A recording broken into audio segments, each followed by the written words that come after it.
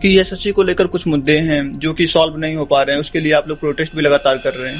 बच्चों के लिए रो रहा हूँ, तुम्हारे बच्चों के लिए रो रहा हूँ, तुम्हारे बच्चों के लिए रो रहा हूँ। मिलने गए थे और हमने रिक्वेस्ट की थी।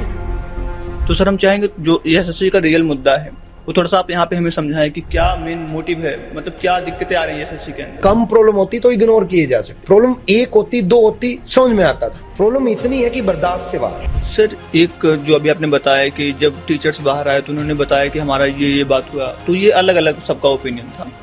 तो ये कहीं ना कहीं मुद्दा जब स्टूडेंट तक पहुंचा तो स्टूडेंट ये बात बोलने लगे कि टीचर्स अंदर जाके बिक गए हैं, जैसे चेयर मतलब डीओपीटी मिनिस्टर से मिलकर बिक गए हैं। तो सर इस पर आप क्या राय रखेंगे।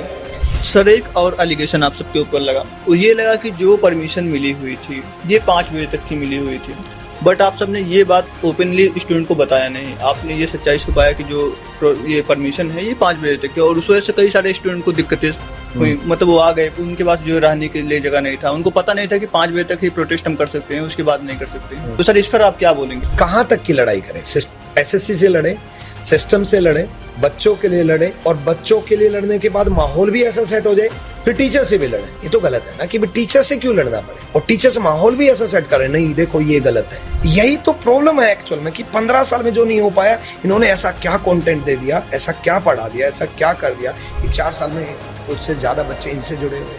लेकिन वो प्रॉब्लम है, उस पर अच्छा काम करो ना।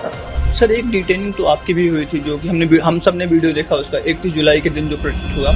हमारी आवाज बुलंद करो, आप लोग बुलंद करोगे, आप लोग ये वीडियो शेयर करो। उस दिन आप भी डिटेन हुए, पुलिस आपको घसीटते हुए उठाते हुए लेके जा रही है। वहाँ पे एक एलिगेशन ये लगा कि आप आराम से भी जा सकते थे, मतलब ऐसे क्यों गए आप। तो सर आप इस पर क्या बोलेंगे कि मतलब ऐसे आप क्यों गए थे। 30 जुलाई को मैं डिटेन हुआ था, वो वीडियो हर जगह वायरल हुई, ठीक है। उस वक्त सिचुएशन ये हुई थी, पुलिस मेरे को जबरदस्ती ले जा रही है, ठीक है। मेरा हाथ भी बिल्कुल ऐसे यहाँ से फ्रैक्चर हो ही गया था, ठीक है, और हाथ बिल्कुल मोड़ दिया गया था। वो वीडियो सबने देखी भी थी। उसके बाद बस में बैठा लिया गया, जबरदस्ती धकेला गया, बस में बैठाया गया। फिर बच्चे ये कमेंट करने लग जाते हैं, आप लोग आवाज क्यों नहीं उठा रहे, आप लोग आवाज क्यों नहीं उठा रहे, आप लोग आवाज क्यों नहीं उठा रहे। और जब आवाज उठाई, बच्चों के लिए रो रहा हूँ, तुम्हारे बच्चों के लिए रो रहा हूँ, और फिर एक वीडियो से सब माहौल बदल गया, तो फिर सब नेगेटिव कमेंट करने लग जाते हैं। सर अभी एसएससी ने एक नया रूल लाया है, उन्होंने बोला कि आप अब प्रीवियस ईयर क्वेश्चन पेपर को सॉल्व नहीं करवा सकते हैं या फिर उनके बारे में बात नहीं कर सकते। तो सर इस पर भी आप अपनी कुछ राय रखें। क्वेश्चंस ऐसे आते हैं, A/B=1/2 और C/D= कुछ भी कोई रेशियो दे दी, और उसके ऑप्शन आते हैं सभी कुत्ते बिल्ली है, सभी बिल्ली मोर है। नहीं, क्वेश्चंस के मजाक बनेंगे यूट्यूब पे, एसएससी ऐसे ऐसे सवाल पूछती है, इनका मजाक बनेगी, टीचर्स इनको पढ़ाएंगे तब रोस्ट करेंगे कि देखो कैसा सवाल पूछा गया। जय हिंद दोस्तों, शिक्षक का स्थान हमारे समाज में भगवान से भी ऊपर माना गया है और होना भी चाहिए, क्योंकि शिक्षक हमें एक सही व्यक्तित्व बनाने में मदद करते हैं। वो हमें सिखाते हैं कि सही क्या है, गलत क्या है, हमें किस तरीके से चीज़ों को करना चाहिए। और आज के समय में जो शिक्षक का चैलेंज है वो काफ़ी बढ़ गया है, उन्हें साथ साथ गवर्नमेंट से भी लड़ना पड़ रहा है, हमारे हक के लिए लड़ना पड़ रहा है।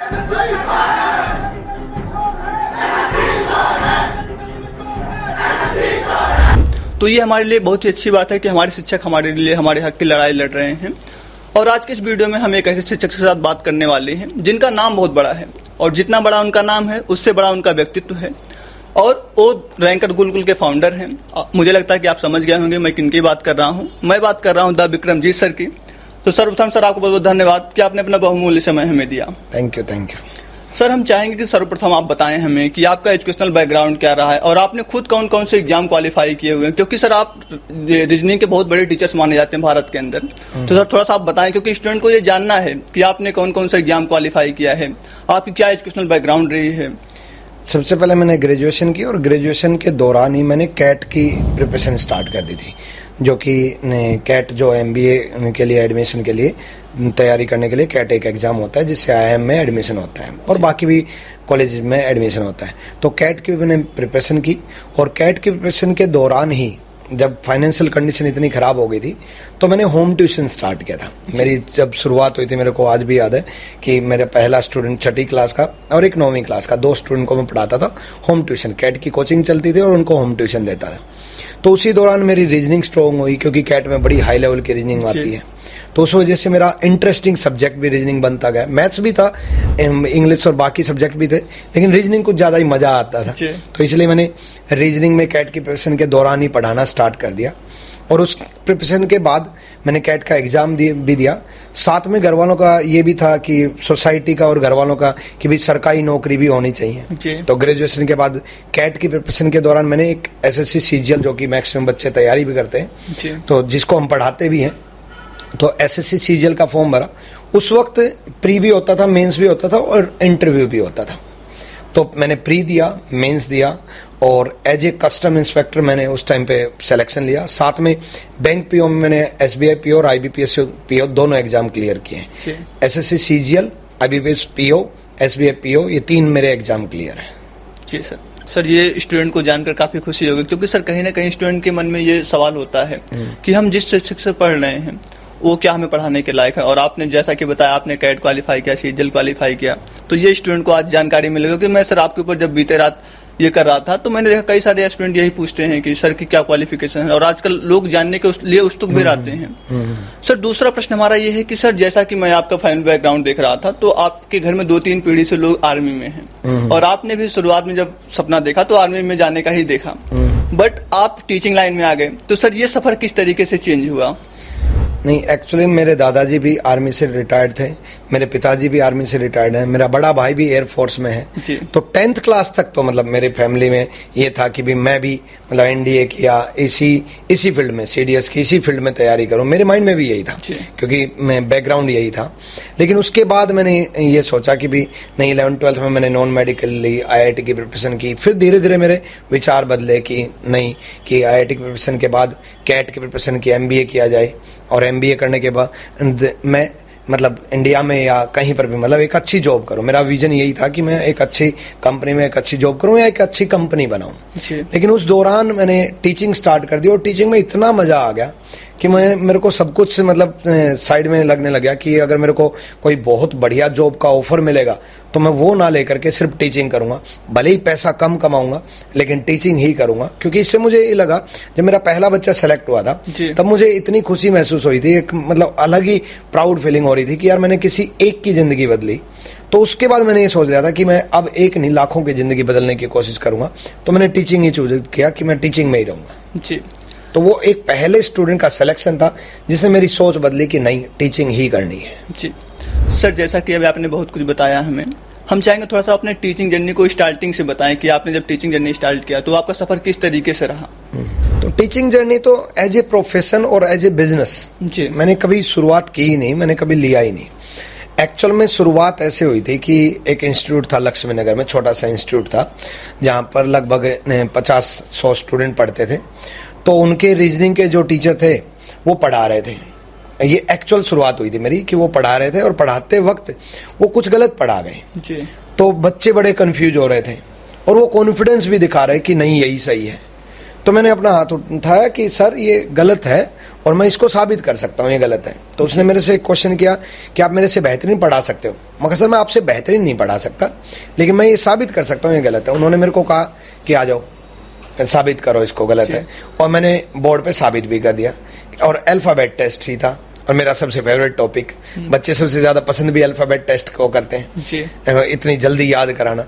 तो वो गलत सब साबित हुआ तो बच्चों ने क्लैपिंग कर दी। फिर बच्चों ने डायरेक्टर से बात की कि एक ऐसे स्टूडेंट में ही बैठे हुए थे, उनसे हमें पढ़ना है। मतलब उस मोमेंट की वजह से उन्होंने पता नहीं बच्चों ने क्या डिमांड लगी कि उन्होंने बहुत अच्छा कंसेप्ट बहुत डिटेल में बताया। एक छोटा सा ही कंसेप्ट है, उनकी एक क्लास लगा दो। फिर उन्होंने मेरे को बुलाया, सीजीएस नाम था और नवनीत नाम है उनके जो डायरेक्टर थे, उनका नाम नवनीत है। तो उन्होंने मेरे को बुलाया कि सर आप पढ़ा दो। मैं कहा सर मेरा प्रोफेशन नहीं है पढ़ाना। वो तो एक कंसेप्ट बता दिया। बोला फिर भी एक चैप्टर करा दो। मैं कहा सर चैप्टर तो सारे आते हैं। फिर मैंने शुरुआत की थी। फिर अलग अलग इंस्टीट्यूट में ऐसा स्ट्रगल था कि मंडे मेरा लक्ष्मी नगर है तो ट्यूसडे मेरा बदरपुर है, वेडनेसडे मेरा गुड़गांव है तो थर्सडे मेरा मुखर्जी नगर है। 7 दिन 7 इंस्टीट्यूट 7 जगह। मैं बाइक से मेट्रो से जैसे तैसे करके बस एक ही टारगेट, मैक्सिमम टाइम टीचिंग को देना, मैक्सिमम स्टूडेंट को पढ़ाना ताकि मैक्सिमम लोगों को इंस्पायर कर पाऊं, जिंदगी बदल पाऊं। ये सफर चलता रहा और सफर चलता रहा, ये स्ट्रगल भी चलता रहा। और इनकम सच बताऊं पहले 1 से 1.5 साल तक मतलब घर का खर्चा, मतलब मेरा पर्सनल खर्चा निकल जाए उतनी ही इच्छा थी बस, और कुछ नहीं सोचा था। उसके बाद वक्त बदला तो लोगों में नाम पहुंचता गया, स्टूडेंट ने नाम करते गए। फिर मैंने बेंगलोर पढ़ाया, बेंगलोर में 10 दिन पढ़ाने के लिए गया और 10 दिन के अंदर अंदर लगभग 10 घंटे 10 दिन लगातार क्लास लगाई और 100 घंटे में रीजनिंग कंप्लीट करके गया। उसके बाद मैं शिलोंग पढ़ाने गया, वहां से मेरे को रीजनिंग गुरु का अवार्ड मिला। फिर सफर चलता रहा, फिर नाम रोटेट होता गया। जब चीजें बहुत बेहतरीन हो गए ना, इस समाज को मैंने ये पाया मेरे एक्सपीरियंस में, इस समाज को तुम बहुत मेहनत से और बहुत बेहतरीन दोगे तो ये समाज आपको उससे कई गुना ज्यादा रिटर्न्स में देगा। मेरा टारगेट ना पैसा था, मेरा टारगेट ना बिजनेस था, मेरा टारगेट एक ही था कि मैं जब मारकर पकड़ूं ना तो बहुत बेहतरीन पढ़ाऊं। फिर वहां से सफर की शुरुआत हुई। फिर मुखर्जी नगर के बड़े बड़े बहुत सारे इंस्टीट्यूट में मैंने पढ़ाया जी। और फिर उसके बाद 2018 में फाइनली ये सोचा कि अब अपना इंस्टीट्यूट स्टार्ट करते हैं। और अपना स्टार्ट भी नहीं करना था, एक्चुअल में मेरे को अपना स्टार्ट ही नहीं करना था। भाई जब अच्छा पढ़ा रहे हैं, अच्छा कमा रहे हैं तो अपना स्टार्ट करना ही क्यों। लेकिन प्रॉब्लम ये आई कि जो मेरी चाहत थी बच्चों को पढ़ाने की वो पूरी नहीं हो पा रही थी कि भाई किस तरीके से जो मैं चाहता हूं अनलिमिटेड आवर्स, कितने ही घंटे पढ़ाओ, घंटों का कोई रोल नहीं होना चाहिए, वो मेरे ऊपर लिमिटेशन लग चुकी थी। नहीं आप 45 घंटे में सिलेबस कंप्लीट करो, नहीं 60 घंटे में ही कंप्लीट करो। और उस दिन पर मैंने धीरे धीरे चीजें बदलती गई। मैंने 2018 में पहला बैच की शुरुआत की, 1 फरवरी 2018 पहले बैच की शुरुआत की, जहां से रैंकस गुरुकुल का नाम भी रैंकस गुरुकुल इस वजह से रखा गया था, मेरे विक्रमजीत नाम के आगे RG लगाया जाता है और RG stand for reasoning Guru. RG बना था रीजनिंग गुरु से, और मेरे को RG ही पसंद था। इस वजह से मैंने ये सोचा था कि RG की वजह से मैं RG का ही कोई नाम ढूंढूंगा। और मैं कई महीनों तक सोचता रहा कि क्या नाम सोचूं जो RG से रिलेट हो। तब जाकर के मेरे माइंड में आया कि G से गुरुकुल बन जाएगा और R से रैंकस बन जाएगा, और इस तरीके से रैंकस गुरुकुल की शुरुआत करेंगे। सर आपने अपनी जो कुछ भी जर्नी बताई ये दिखाती है कि आपने शुरुआत में बहुत ज्यादा स्ट्रगल किया, आपने मेहनत भी किया, और वही एक कारण हो सकता है कि आप आज रैंकस गुरुकुल का इतना बड़ा नाम है, लोग उसे जानते हैं, लाखों विद्यार्थी करोड़ों विद्यार्थी उसके साथ जुड़े हुए हैं, और आपने लाखों विद्यार्थी का चयन भी करवाया है। सर चयन से मेरे मन में एक प्रश्न आ गया। सर वैसे तो सभी टीचर सिलेक्शन देते हैं, जब बात आपकी आती है तो आपने एक अलग रिकॉर्ड बना के रखा है। आपका एक बैच जब आपने रैंकस गुरुकुल की स्टार्टिंग की तो उस वक्त आपने 42 स्टूडेंट आपके बैच में इनरोल हुए, और 42 स्टूडेंट का जो है सिलेक्शन हो गया, मतलब कि आपने 100% सिलेक्शन दिया। तो सर थोड़ा सा आप उस बैच के बारे में बताएं, अपनी स्ट्रेटजी बताएं हमारे साथ कि आपने किस तरीके से क्या पढ़ाया कि 100% सिलेक्शन आपने दे दिया। देखो, जब 1 फरवरी 2018 को रैंकस गुरुकुल कैंपस की शुरुआत की थी तो वहां पर स्टूडेंट को बुलाया गया और स्टूडेंट को बोला गया कि मतलब हम इस तरीके से एक ही जगह पे रहना, एक ही जगह पे खाना, लाइब्रेरी, क्लास, कोचिंग सब कुछ दूंगा। उस टाइम 2018 की बात है, मेरी शादी भी नहीं हुई थी, तो मैं बच्चों के साथ ही रहता था। तो सुबह 6 बजे बच्चों को मैं ही उठाता था, सुबह बच्चों के साथ ही रहता था। सुबह 6 बजे से लेकर के रात 12 बजे तक बच्चे मेरे से ही जुड़े रहते थे। तो मैंने शेड्यूल ही इस तरीके से बनाया था, सुबह 6 बजे से लेकर के रात 12 बजे तक। और उस टाइम पे ऑनलाइन का इतना दौर नहीं था, तो मैंने एक रूल बनाया था मेरे कैंपस में कि मैं बच्चों को मोबाइल नहीं रखने दूंगा और बच्चों का मोबाइल सबमिट कर लिया था कि बच्चे मोबाइल नहीं रखोगे, शेड्यूल मैं बनाऊंगा, तरीके में बताऊंगा, कितनी रीजनिंग कैसे पढ़नी है, मैथ्स कैसे पढ़ना है, इंग्लिश कैसे पढ़नी है, GS कैसे पढ़ना है, ये सब मैं डिसाइड करूंगा। बस आपको मेहनत करनी है, आपको मैथ्स की फैकल्टी भी मिलेंगी, आपको इंग्लिश की फैकल्टी मिलेंगी, आपको GS की फैकल्टी मिलेंगी, और रीजनिंग में खुद सुबह 7 बजे मेरी क्लास होती थी। सुबह मैं रीजनिंग से शुरुआत करूंगा, फिर उसके बाद मैथ्स की क्लास चलेगी, इंग्लिश की, GS की, लेकिन उसके बाद सेल्फ स्टडी। कोचिंग बहुत सारे बच्चे ले रहे हैं, ऑल ओवर इंडिया में हमसे भी ले रहे हैं, कहीं और से भी ले रहे हैं, लेकिन कोचिंग से ज्यादा बच्चे का सेल्फ स्टडी पे पता ही नहीं कि बच्चे को सेल्फ स्टडी में करना क्या है। तो इस वजह से मैंने ये सोचा कि सेल्फ स्टडी बच्चा कंप्लीटली मेरे अकॉर्डिंग चले।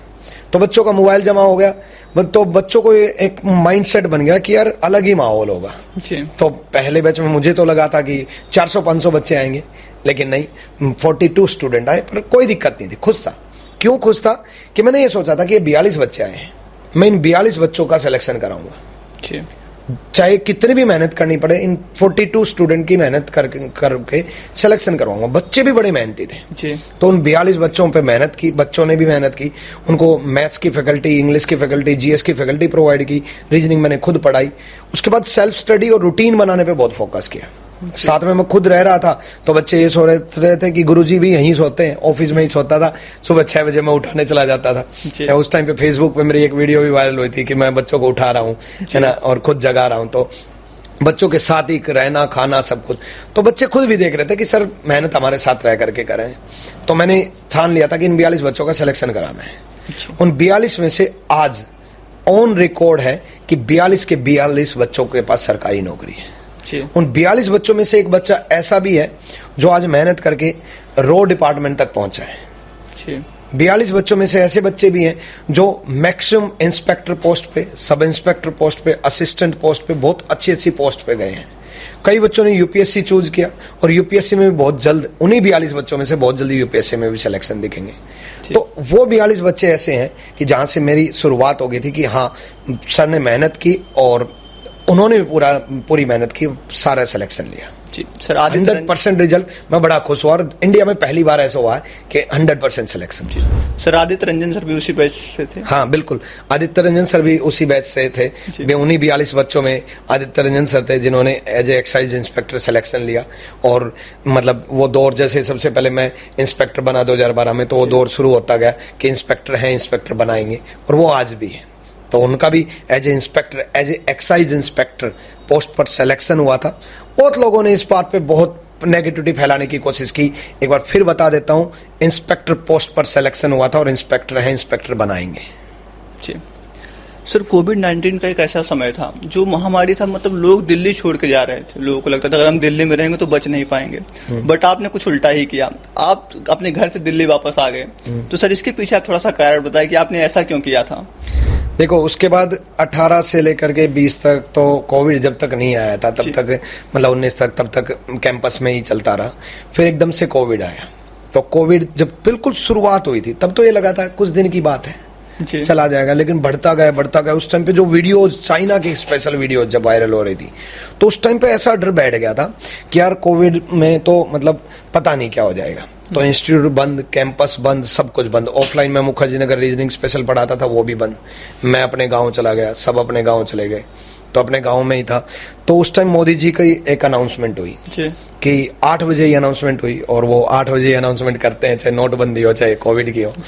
तो उन्होंने कहा कि आज रात 12 बजे से दिल्ली के बॉर्डर सील कर दिए जाएंगे और बहुत ही एसेंशियल जो कमोडिटीज हैं उनको अलाउ किया जाएगा, बाकी कोई इधर उधर ना जाए और अपने घरों में रहे, है ना। और टोटल लॉकडाउन लगा दिया था। तो जब वो अनाउंसमेंट सुनी तब मैंने मेरे दोस्त राहुल फोगाट को फोन किया कि भाई अनाउंसमेंट होगी ऐसे ऐसे लॉकडाउन की। बोला हाँ भाई हो गई। मैं कहा यार दिल्ली जाना है वापस। बोला यार सब दिल्ली से वापस आ रहे हैं, तू दिल्ली वापस जा रहा है। मगर मैं भाई इसलिए जा रहा हूं कि मैं रह नहीं पाऊंगा इतने महीने, इतने साल, पता नहीं कितने साल कोविड चलेगा। बोला रह नहीं पाएगा मतलब? मगर भाई मुझे बच्चों को पढ़ाना है, ऑफलाइन बंद हो गया तो ऑनलाइन पढ़ाऊंगा। ऑफलाइन आज नहीं चल रहा, मैं ऑनलाइन पढ़ाऊंगा, जाकर के दिल्ली सेटअप करूंगा और मैं ऑनलाइन पढ़ाना शुरू करूंगा। बोला ठीक है कल चल पड़ेंगे। मगर नहीं मुझे आज ही जाना है, वो दिल्ली के बॉर्डर सील हो जाएंगे, पता नहीं कितनी स्ट्रिक्टनेस हो जाएगी। तो उस दौरान मैंने मतलब घर से निकला, घर में झगड़ा भी हुआ। मेरी माँ ये कह रही थी कि मतलब ये क्या मतलब है, इतनी क्या पागलपन है कि सब दिल्ली से गाँव में शिफ्ट हो रहे हैं और तू ये कह रहा कि लॉकडाउन लग जाएगा, इस वजह से मुझे वापस दिल्ली जाना है। मुझे ये डर था कि ये लॉकडाउन पता नहीं कितने महीने, कितने साल ना खिंच जाए और मैं गांव में ही ना बंद हो जाऊं। पता चले कि क्योंकि सारे इक्विपमेंट, सारी फैसिलिटी सब दिल्ली में ही थी, है ना। सेटअप भी मेरे को दिल्ली में ही करना था, तो वापस आना मजबूरी थी। तो उसी रात मैं निकला और 12 बजने से पहले 11:45 में मैंने बॉर्डर क्रॉस किया और ऐसी खुशी महसूस हुई कि जैसे एक जंग जीत करके आया हूं। तो उस टाइम ठान लिया था कि हाँ मैं जिंदगी भी बहुत जंग जीतूंगा, अब जाकर के ऑनलाइन सेटअप बनाऊंगा और ऑनलाइन सेटअप बना करके ऑनलाइन की शुरुआत करूंगा, और वहां से ऑनलाइन की शुरुआत कर दी। जी सर, ये दिखाता है कि आपने कहीं ना कहीं अपने प्रोफेशन को सबसे ऊपर रखा है और उसी का रिजल्ट है कि आज रैंकर गुलगुल इतने ऊपर है।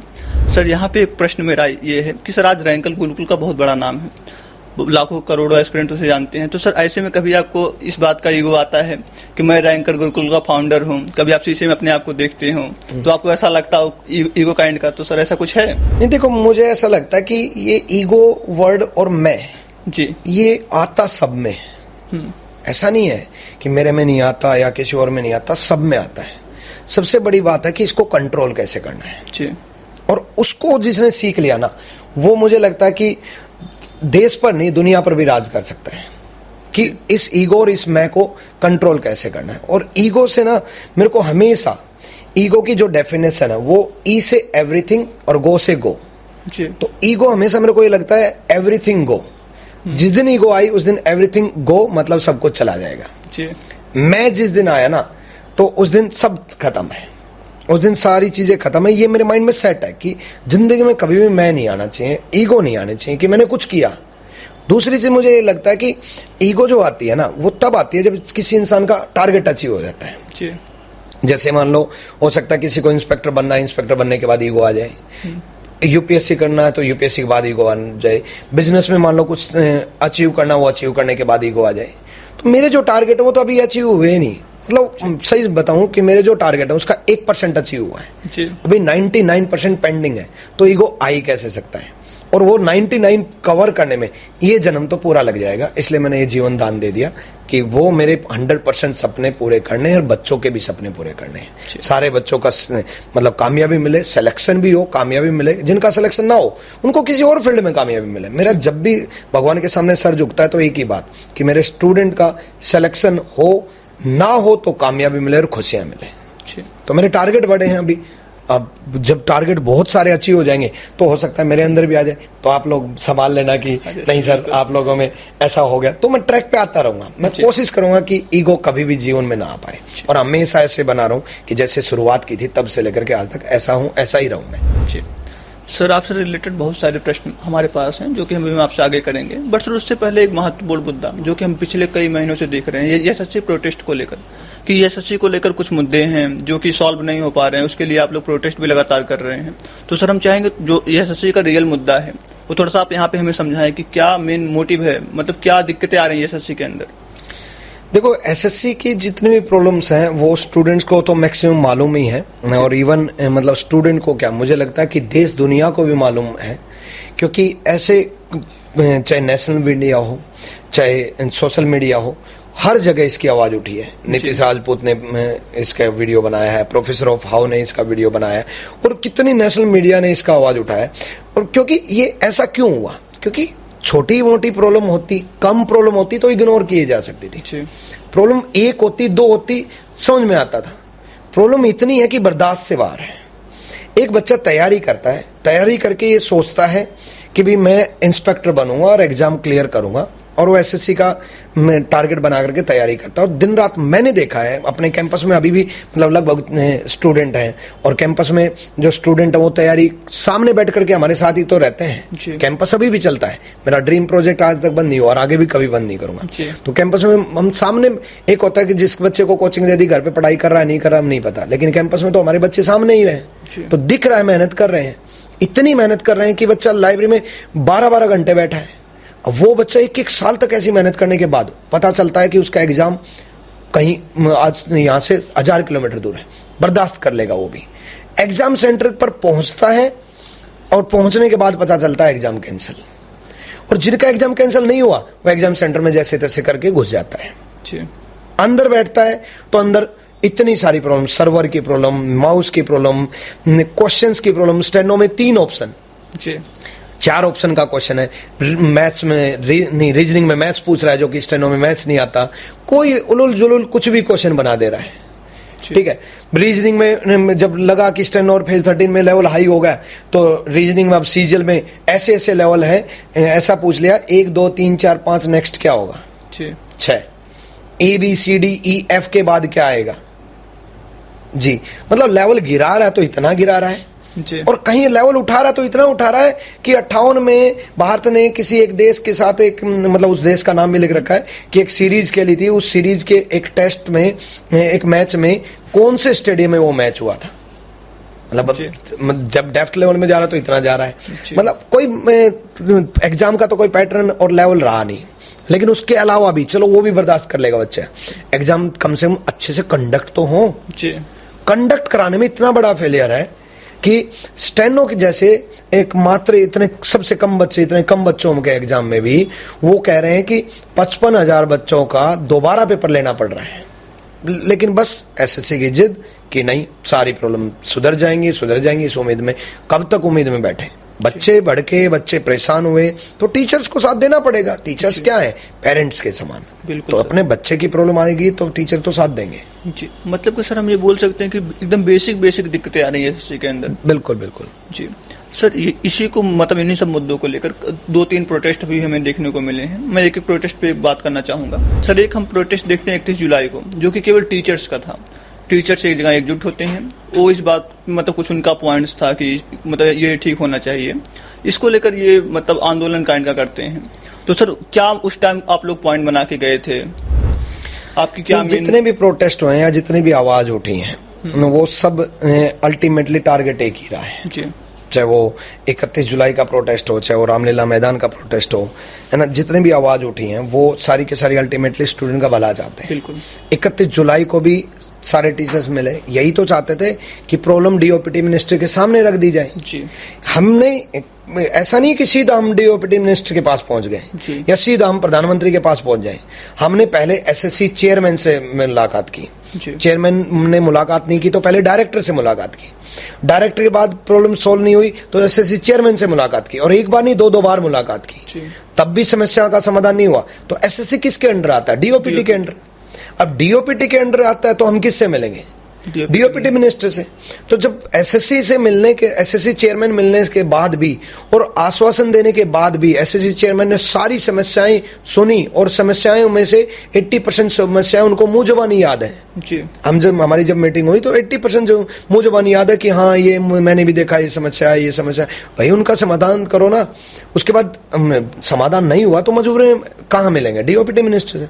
तो सारे टीचर्स डीओपीटी मिनिस्टर से मिलने गए, लेकिन वहां पर भी नहीं मिलने दिया गया, है ना। वहां पर भी शांतिपूर्ण तरीके से यही तो कह रहे थे कि डीओपीटी मिनिस्टर से, और हमने तो ये भी कहा था कि 5 टीचर से मिलवा दो, 4 से मिलवा दो, कि ताकि आवाज डीओपीटी मिनिस्टर तक पहुंच सके। हो सकता है मिनिस्टर साहब को पता ही ना हो कि इतनी सारी प्रॉब्लम चल रही है, तो एटलीस्ट बता पाए कि ये सारी समस्याएं हैं।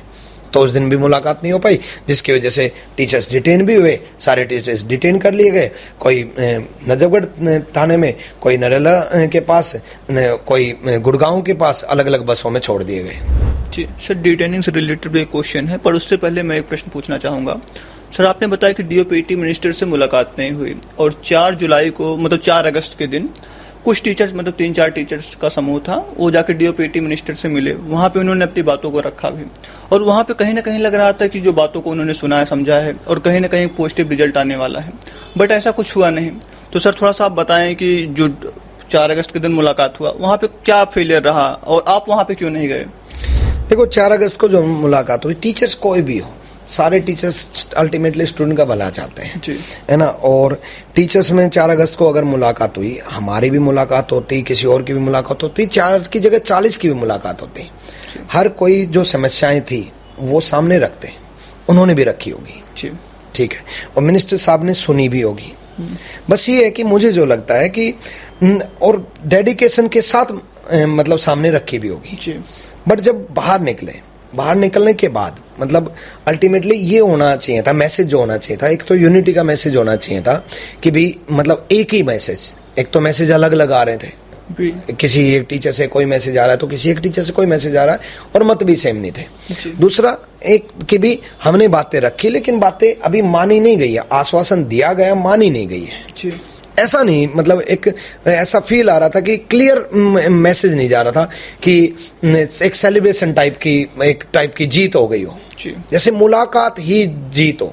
मुलाकात जीत नहीं थी, मुद्दे सोल्व करना जीत थी, मुद्दा मुलाकात करना नहीं था। मुलाकात करना अगर मुद्दा होता तो मुलाकात तो हो गई, लेकिन नहीं, उन टीचर्स के भी मुद्दा ये नहीं होगा, उन टीचर्स का भी अल्टीमेटली मुद्दा यही होगा कि स्टूडेंट की प्रॉब्लम सोल्व की जाए। लेकिन बाहर निकलते ही अल्टीमेटली ये मैसेज आना चाहिए कि भाई मुलाकात होगी, लेकिन तब भी समाधान नहीं हुआ, प्रोटेस्ट जारी रहेगा, हमारी आवाज जारी रहेगी।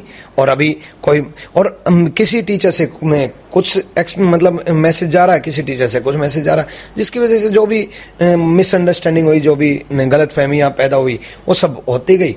बट अल्टीमेटली बच्चों का क्या जी, मेरी फिर भी आवाज यही है कि बच्चों का क्या। आज भी आवाज दब गई, प्रोटेस्ट दब गए, अब भी मेरी बात यही है कि बच्चों का क्या, बच्चों का भला हो पाया, बच्चों का समाधान हो पाया, एसएससी में सुधार हो पाया नहीं, इसी वजह से फिर से प्रोटेस्ट करने की जरूरत पड़ी जी। सर एक जो अभी आपने बताया कि जब टीचर्स बाहर आए तो उन्होंने बताया कि हमारा ये बात हुआ, तो ये अलग अलग सबका ओपिनियन था। तो ये कहीं ना कहीं मुद्दा जब स्टूडेंट तक पहुंचा तो स्टूडेंट ये बात बोलने लगे कि टीचर्स अंदर जाके बिक गए हैं, जैसे चेयर मतलब डीओपीटी मिनिस्टर से मिलकर बिक गए हैं। तो सर इस पर आप क्या राय रखेंगे? देखो, खरीदने की बात तो ऐसी है कि शिक्षक समाज की मैं बहुत इज्जत करता हूँ और देश में नहीं दुनिया में इतनी कोई ताकत नहीं है जो एथिकल टीचर अगर होंगे तो उस टीचर को कोई खरीद पाए जी। तो टीचर को खरीदने की औकात किसी में नहीं होती। तो रही बात ये जो माइंडसेट बनना, तो माइंडसेट बनता है बदलता है ये भी नहीं होना चाहिए जी। मतलब मैं ये नहीं कहूंगा कि टीचर्स वहां जाकर के बिक गए, ऐसा बिल्कुल नहीं होगा। उन्होंने बिल्कुल आवाज रखी भी होगी, पॉइंट्स रखे भी होंगे। ये मुद्दा जो है स्टूडेंट की तरफ से आया, क्योंकि जब स्टूडेंट ने देखा कि जो भी टीचर्स अंदर मिलके आए हैं सभी लोग साथ में मिले हुए हैं, बट जब बाहर आ रहे हैं तो कोई कुछ बोल रहा है, कोई कुछ बोल रहा है, तो सर स्टूडेंट के मन में कहीं ना कहीं ये प्रश्न तो आएगा। और वो सेलिब्रेशन टाइप नहीं होना चाहिए था, एक खुशी नहीं झलकनी चाहिए थी कि मुलाकात हो गई तो मतलब बहुत बड़े काम हो गया, बहुत बड़ी जीत हो गई। बल्कि उदासी तो तब भी रहनी चाहिए थी। क्यों? क्योंकि मुद्दा तो सोल्व नहीं हुआ है। उदासी तो जीवन में तब तक रहेगी जब तक बच्चों की प्रॉब्लम रहेगी। हाँ, हर वक्त मुस्कुराना चाहिए जब बच्चों को पढ़ाते हैं, जब बच्चों को मोटिवेट करते हैं, जैसे अभी मैं मुस्कुरा रहा हूं, लेकिन जब बच्चों का मुद्दा आता है तो उस वक्त तो दुख रहना चाहिए, होना चाहिए, दुखी भी होना चाहिए, क्योंकि एक्चुअल में दिल से जुड़ेंगे ना बच्चों के साथ तो बच्चे अपने आप को भी सिक्योर महसूस करेंगे और पेरेंट्स के समान समझते हैं। तो पेरेंट्स का भी ये, बच्चा अगर दुखी है तो माँ बाप सबसे बड़ा दुखी रहता है। बच्चा अगर दुखी है तो माँ बाप सबसे बड़ा। इसी प्रकार मैं तो हमेशा, अगर बच्चे दुखी हो जाते हैं तो मैं इमोशनली एक्चुअल में दुखी हो जाता हूँ। सर स्टूडेंट कम्युनिटी के अंदर एक ही चीज मैं देख पा रहा हूँ अभी आज के समय में, सर स्टूडेंट कोई भी हो, किसी भी एग्जाम की तैयारी कर रहा हो, जो टीचर्स हैं वो उनका बहुत सम्मान करते हैं, उन्हें भगवान की तरह देखते हैं, अपने पेरेंट्स से बढ़कर मानते हैं, उनकी हर एक बात मानते हैं। सर एक जो प्रोटेस्ट हुआ ये रैंकर गुलकुल की अगुवाई में 23 और 24 अगस्त के लिए प्लान हुआ, जिसमें कि 23 अगस्त को वो प्रोटेस्ट हुआ। तो सर 23 अगस्त को जो प्रोटेस्ट हुआ उसमें टीचर्स भी आए, स्टूडेंट्स भी आए, तो हम जानना चाहेंगे कि 23 अगस्त को जो आपने प्रोटेस्ट किया उसके लिए आपका क्या मेन मोटिव था? देखो, मेन मोटिव वही था, प्रोटेस्ट से पहले हो, 23 अगस्त का प्रोटेस्ट हो या आगे भी प्रोटेस्ट हो, मेन मोटिव एक ही था और एक ही रहेगा कि स्टूडेंट की समस्याओं का समाधान कैसे भी हो, कैसे भी करके, चाहे उसका समाधान वेंडर करे या एसएससी करे, जिम्मेदारी एसएससी की बनती है, या डीओपीटी मिनिस्टर इसको संज्ञान में ले, लेकिन स्टूडेंट की समस्याओं का समाधान होना चाहिए। और वो समस्याओं का समाधान नहीं हो रहा था, तब जाकर के स्टूडेंट ने ये आह्वान किया, स्टूडेंट ही हमारे पास आए और स्टूडेंट ने ही परमिशन ली, प्रोटेस्ट की परमिशन भी ली। और परमिशन से पहले टीचर्स की एक मीटिंग रखी गई एक रात पहले, और उसमें सारी चीजें रखी गई, सारे टीचर्स के सामने सारे पॉइंट्स रखे गए कि ऐसे ऐसे प्रोटेस्ट होगा और इस तरीके से स्टूडेंट प्रोटेस्ट करना चाह रहे हैं और हम टीचर्स पेरेंट्स के समान इनका साथ देंगे। और सारे टीचर्स ने साथ देने के लिए हम भी बरी कि हाँ ठीक है, सारे टीचर्स साथ देंगे, सारे टीचर्स आएंगे और आए भी। कुछ वीडियोज बनाने आए तो कुछ साथ देने आए, लेकिन जैसे भी आए सबकी अपनी अपनी मजबूरी होती है, अपनी अपनी पर्सनल लाइफ होती है ना। तो इस वजह से जितना भी साथ दिया, और नहीं भी आ पाए उन्होंने भी अगर दूर से भी साथ दिया तो उनका भी धन्यवाद है कि उन्होंने भी स्टूडेंट की आवाज उठाई। लेकिन अल्टीमेटली मोटिव एक ही था कि स्टूडेंट का समस्या का समाधान हो। सर अभी आपने बताया कि जो 23 अगस्त को जो ये हुआ प्रोटेस्ट हुआ, इसका परमिशन भी स्टूडेंट लेकर आए थे, और इस बात को लेकर कहीं ना कहीं बहुत सारा एलिगेशन हमें देखने को मिला कि टीचर्स से और स्टूडेंट से पैसे लिए गए गलत तरीके से। तो सर आप इस पर क्या राय रखेंगे? नहीं, गलत तरीके से किसी से कोई पैसा नहीं लिया गया। पहले चीज तो स्टूडेंट से कोई पैसा नहीं लिया गया जी, ठीक है। दूसरा, टीचर्स ने अपनी इच्छा से, क्योंकि देखो प्रोटेस्ट हुआ तो उसमें टेंट, खाना और व्यवस्था, उसमें बहुत सारा खर्चा ऑलरेडी हो चुका था, ऑलरेडी बहुत सारा खर्चा हम कर भी चुके थे स्टूडेंट के सपोर्ट में, ठीक है। तो उसके बाद टीचर्स ने भी आगे आकर के ये कहा कि भी मतलब आगे कंटिन्यू ये कैसे रह पाएगा जी, तो उसमें ऑब्वियसली एक्सपेंडिचर तो आएगा। तो टीचर्स ने ये सोचा कि हम भी साथ देते हैं, और बहुत सारे टीचर्स ने साथ भी दिया।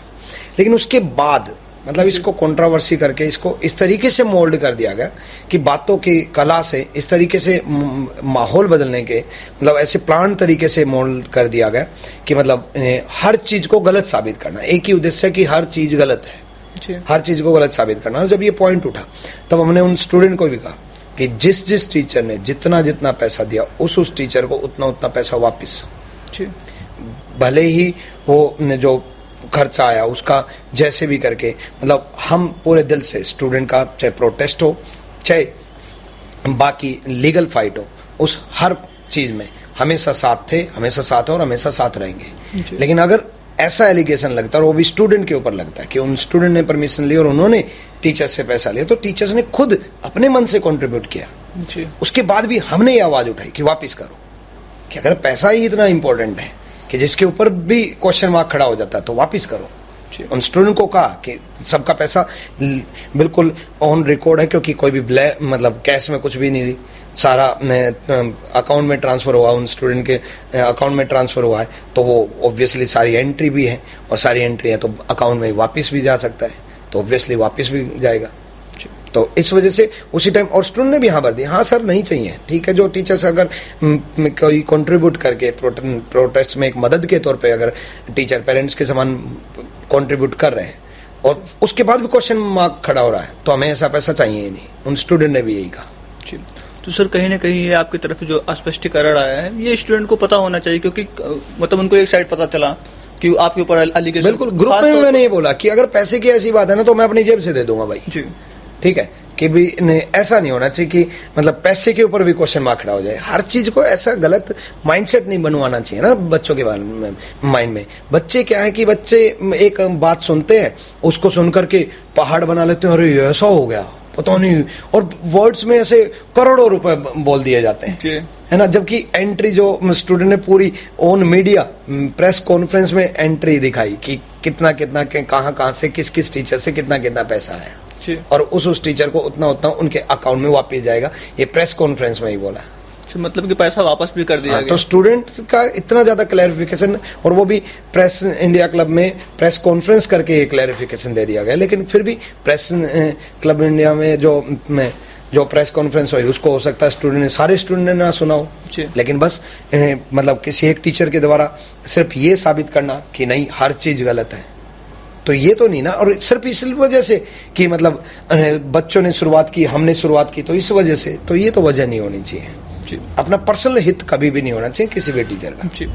सर एक और एलिगेशन आप सबके ऊपर लगा, वो ये लगा कि जो परमिशन मिली हुई थी ये 5 बजे तक की मिली हुई थी, बट आप सबने ये बात ओपनली स्टूडेंट को बताया नहीं। आपने ये सच्चाई छुपाया कि जो ये परमिशन है ये 5 बजे तक की, और उस वजह से कई सारे स्टूडेंट को दिक्कतें हुई। मतलब वो आ गए, उनके पास जो रहने के लिए जगह नहीं था, उनको पता नहीं था कि 5 बजे तक ही प्रोटेस्ट हम कर सकते हैं, उसके बाद नहीं कर सकते।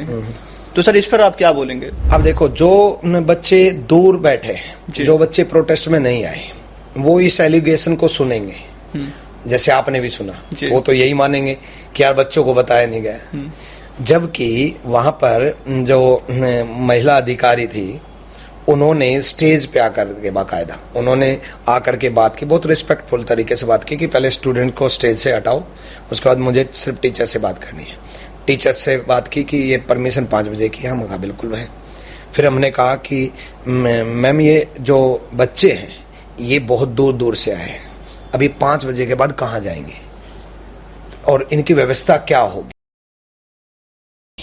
और कैसे व्यवस्था होगी, ये जगह जगह भटकें, प्लस ये मतलब रोड पे कोई ऐसे हरकत ना कर दें जो कि प्रोटेस्ट गलत दिशा में चला जाए, ये रोड पे प्रोटेस्ट ना कर दें। इस वजह से इनको यही, क्योंकि हजारों की संख्या में बच्चे थे, इनको यहीं रखा जाए जिससे कि दिल्ली की व्यवस्था खराब ना हो, यातायात व्यवस्था खराब ना हो, प्रशासन की व्यवस्था खराब ना हो। क्योंकि रामलीला ग्राउंड जो है वो इस तरीके से बनाया गया है कि उसमें हजारों नहीं लाखों भी पहुंच जाते हैं, तो भी व्यवस्था खराब नहीं होती। तो ये बाहर अगर जाएंगे तो हो सकता है वहां पर प्रोटेस्ट शुरू कर दें, क्योंकि बच्चों का प्रोटेस्ट है, हजारों की संख्या में रोड पे निकलेंगे एक साथ और रोड जाम कर दिया तो गलत हो जाएगा। तो हमने रिक्वेस्ट की कि इनको, क्योंकि कल अगले दिन की भी परमिशन थी, तो हमने रिक्वेस्ट की, और एक बार नहीं 4-5 बार रिक्वेस्ट की कि इनको यहीं रखा जाए। और बहुत अधिकारी ने, बहुत डीसीपी ने, एसीपी ने हमारी बात सुनी भी और बात मानी भी कहीं ना कहीं, और 3-4 बार आने के बाद हम उनसे मिले, 3-4 बार में वो कन्विंस हो भी गए थे कि ठीक है, मतलब बात तो सही लगा कि कन्विंस हो गए, क्योंकि उन्होंने जो ऐसी बातें बोली कि रात को मच्छर बहुत होते हैं और रात को मतलब और परेशानी हो सकती है। हमने ये कहा कि हम इनके साथ ही रुकेंगे, हम टीचर्स इनके साथ ही रोकेंगे। और बहुत सारे टीचर्स, सिर्फ ऐसा नहीं कि सिर्फ हम लोग साथ थे, बहुत सारे और भी टीचर्स साथ थे। अमन वशिष्ठ सर वहीं थे, ठीक है, भूतेश सर वहीं थे ने, और एस.के. झा सर वहीं थे, राजा सर पहले दिन से हमारे साथ और बाद में भी वहीं थे, और ऐसे न जाने जिनका नाम नहीं ले पाया, सॉरी, मतलब ने, उनका भी नाम बनता है। जितने भी टीचर्स वहाँ थे ठीक है, अतुल अवस्थी सर भी वहाँ थे, और भी बहुत सारे टीचर्स वहाँ थे। ठीक है, तो टीचर्स ने मिलकर के डिसीजन लिया, यार ये बच्चे मतलब क्योंकि हमारा प्रोटेस्ट ऐसा तो कुछ था नहीं कि हम गलत दिशा में लेके चले जाएं। अगर ऐसा होता तो उसी टाइम हम अनाउंस करते कि 5 बजे परमिशन खत्म होगी, अब बाहर निकलो, और बाहर निकाल रहे हैं, और बाहर निकलो, और बाहर निकल करके रोड पे प्रोटेस्ट करेंगे। हम ये अनाउंस करते, सारे टीचर्स मिलकर के अगर ये अनाउंस करते, गलत दिशा में चला जाता। लेकिन हमने सिचुएशन स्थिति के अनुसार समझने की कोशिश की कि नहीं, अगले दिन की जब परमिशन है तो ये यहीं रुक जाएंगे, क्योंकि दूर दूर से बच्चे आ रखे थे, वो जाएंगे का। तो उन बच्चों की ये डिमांड थी कि कोई भी चला जाए, टीचर्स भी चले जाए, तो भी हम यहीं रहेंगे, कुछ भी हो जाए हम यहीं रहेंगे। तो वहां पर महिला अधिकारी ने स्टेज पे आकर के क्लियर किया कि बच्चों 5 बजे तक की परमिशन है और कल की परमिशन है, अभी आप चले जाओ। सारे बच्चों ने एक साथ आवाज दी थी कि हम नहीं जाएंगे, नहीं जाएंगे, नहीं जाएंगे। उसके बाद भी हमने 3-4 बार मुलाकात की, हमने समझाने की कोशिश की कि ये बच्चे ऐसा कोई भड़काऊ काम ना हो जाए या भड़क ना जाए, जिसकी वजह से शांतिपूर्ण तरीके से यहीं रहे। और ऐसा नहीं है कि मतलब 8 बज गए, 9 बज गए या 11 बज जाते या रात के 1 बज जाते तो हम टीचर्स चले जाते, वो बच्चे अकेले रह जाते। हम टीचर्स वहीं रहते, हम वहीं रहने की 100% श्योर था कि हम वहीं रहते। ठीक है, क्योंकि 2017 का प्रोटेस्ट हुआ था तब तो मैं पहले दिन गया था और लास्ट दिन तक दिन और रात वहीं था, और ये सारे टीचर्स इस बात को जानते भी हैं। कई टीचर्स इस बात को अपने यूट्यूब चैनल पे मेरी तारीफ भी करते हैं कि इकलौता एक टीचर था जो रात को भी रुकते थे बच्चों के केयर करने के लिए कि भी कुछ गलत ना हो जाए, असामाजिक तत्व प्रोटेस्ट में ना आ जाए। तो इस बात का हमें ख्याल रखना होता है। तो लेकिन ठीक है, जैसे तैसे बातें आगे बढ़ी तो 8 बज गए, 8:30 बज गए। उसके बाद प्रोटेस्ट को इस तरीके से तोड़ा गया, और इस तरीके से तोड़ने के बाद ठीक है, प्रशासन ने जो भी एक्शन लिया वो अपनी जगह हो सकता है कि किसी के दबाव में या जो भी मतलब अपनी जगह हो सकता है वो सही भी हो, वो एक्शन उसमें भी हम बर्दाश्त कर लें। लेकिन उसके बाद भी कुछ टीचर्स के द्वारा उस प्रोटेस्ट को ही गलत साबित कर देना, वो गलत है। प्रोटेस्ट 31 जुलाई का हो, प्रोटेस्ट कोई भी करे, कोई भी टीचर करे, कोई भी स्टूडेंट करे, सबको साथ रहना चाहिए। उस दिन की सिचुएशन समझनी चाहिए कि जो टीचर वहां पर नहीं थे, जो टीचर स्टूडियो में बैठे थे, अपने घर पे बैठे थे, वो दूर से इमेजिनेशन करके ये हो गया कि अब हमें एक मौका मिल गया, अब हम इसको गलत साबित कैसे कर सकते हैं। तब उन्होंने ये ठान लिया कि अब हम इसको गलत साबित करके रहेंगे। और लोग शब्दों के बहुत कलाकार होते हैं, हम तो शब्दों के कलाकार इतने नहीं है, क्योंकि दिल से काम करना है तो शब्दों पे नहीं खेलना है। लेकिन लोग शब्दों के इतने कलाकार हैं कि वे पूरे एक वीडियो में को पूरा माहौल बदल देना। क्योंकि जो बच्चा वहां हजारों बच्चे पहुंचे हुए थे, वहां हजारों बच्चे पहुंचे हुए थे, लेकिन दूर लाखों बच्चे बैठे हुए थे, करोड़ों बच्चे बैठे हुए थे। वो वीडियो देखेंगे तो वो तो यही समझेंगे ना, हाँ यही सच है। लेकिन सच्चाई जो बच्चे वहां थे वो जानते हैं कि। और रही बात है 5 बजे की परमिशन की, तो उससे पहले सारे टीचर्स ने वीडियो बनाई थी, और वीडियो जब बनाई थी तब ये वीडियो में परमिशन दिखाई गई थी। इवन बहुत सारे टीचर्स वीडियो बनाने से पहले हम लोगों से परमिशन मांगी, हमने परमिशन दी। अंकित वाटी सर ने वीडियो बनाई तो उससे पहले बोला सर परमिशन दो और परमिशन भेजो, तब मैं वीडियो बनाता हूं, ताकि एक ऑथेंटिक बात लगे। उनका पॉइंट भी बिल्कुल वैलिड था, हमने उनके पास भेजा, उन्होंने परमिशन के साथ, परमिशन की कॉपी के साथ वीडियो बनाई। मतलब सारे टीचर्स ने परमिशन के साथ, कुछ ने नहीं बनाई, कुछ ने बनाई। तो हमने भी जो वीडियो बनाई थी, परमिशन दिखा करके वीडियो बनाई थी, क्लैरिफिकेशन दिया था कि 2 दिन की परमिशन है, और उसमें दिखाया भी गया था। लेकिन ठीक है, उस प्रोटेस्ट को तोड़ दिया गया, सिस्टम के द्वारा तोड़ दिया गया, हम लड़ लेते हैं। ठीक है, प्रशासन के द्वारा तोड़ दिया गया, हम लड़ लेते हैं। लेकिन टीचर्स के द्वारा ही तोड़ दिया गया, अब कहां तक की लड़ाई करें? एसएससी से लड़े, सिस्टम से लड़े, बच्चों के लिए लड़े, और बच्चों के लिए लड़ने के बाद माहौल भी ऐसा सेट हो जाए फिर टीचर से भी लड़े। ये तो गलत है ना कि टीचर से क्यों लड़ना पड़े, और टीचर्स माहौल भी ऐसा सेट करे, नहीं देखो ये गलत है। लेकिन नहीं, आज भी देखो 31 जुलाई में बहुत सारी गलतियां हुई, लेकिन हम नहीं बोल रहे कि ये गलती हुई, कोई दिक्कत नहीं है, सिचुएशन के अकॉर्डिंग ऐसा ही होता है। सर अभी आपने 2 क्लैरिफिकेशन दिया। एक में आपने बताया कि जिस दिन प्रोटेस्ट था 23 अगस्त के दिन ना, मतलब 23 अगस्त के दिन प्रोटेस्ट हुआ, उस दिन स्टेज पर एसीपी मैम ने बताया कि परमिशन 5 बजे तक का है और आप लोग चले जाइए। और आप दूसरा पक्ष ये रख रहे हैं कि आपने पहले भी स्टूडेंट को बता रखा था, आपने परमिशन के बकायदे कॉपी दिखाई कि इस तरीके से परमिशन है, आप देख सकते हैं, आपने टीचर्स को ये प्रोवाइड किया। तो कहीं ना कहीं ये छुपाया नहीं गया कि जो परमिशन है ये 5 बजे तक का है। ठीक है, मतलब कि आपने टीचर्स को भी ये डाटा पहले दे रखा था कि आप देख लीजिए कि ये परमिशन कॉपी है, ये टाइम है, सब कुछ आपको पता हो, मतलब सब कुछ ओपन था। आप ये कहना चाह रहे हैं? बिल्कुल बिल्कुल।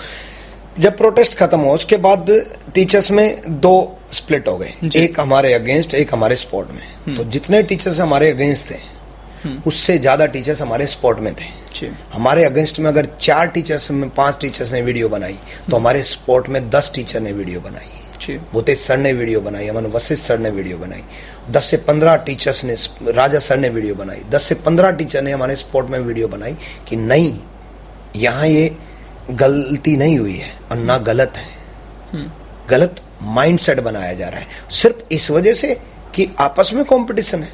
बच्चे तो सेम है ना, बच्चों के लिए आपस में कंपटीशन कंटेंट में करेंगे ना।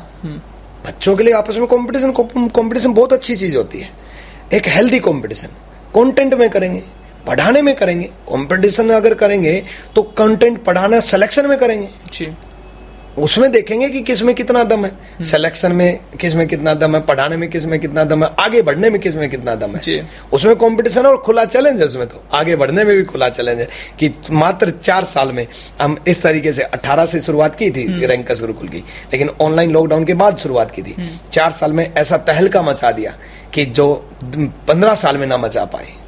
यही तो प्रॉब्लम है एक्चुअल में कि 15 साल में जो नहीं हो पाया, इन्होंने ऐसा क्या कंटेंट दे दिया, ऐसा क्या पढ़ा दिया, ऐसा क्या कर दिया कि 4 साल में उससे ज्यादा बच्चे इनसे जुड़े हुए हैं। लेकिन वो प्रॉब्लम है, उस पर अच्छा काम करो ना।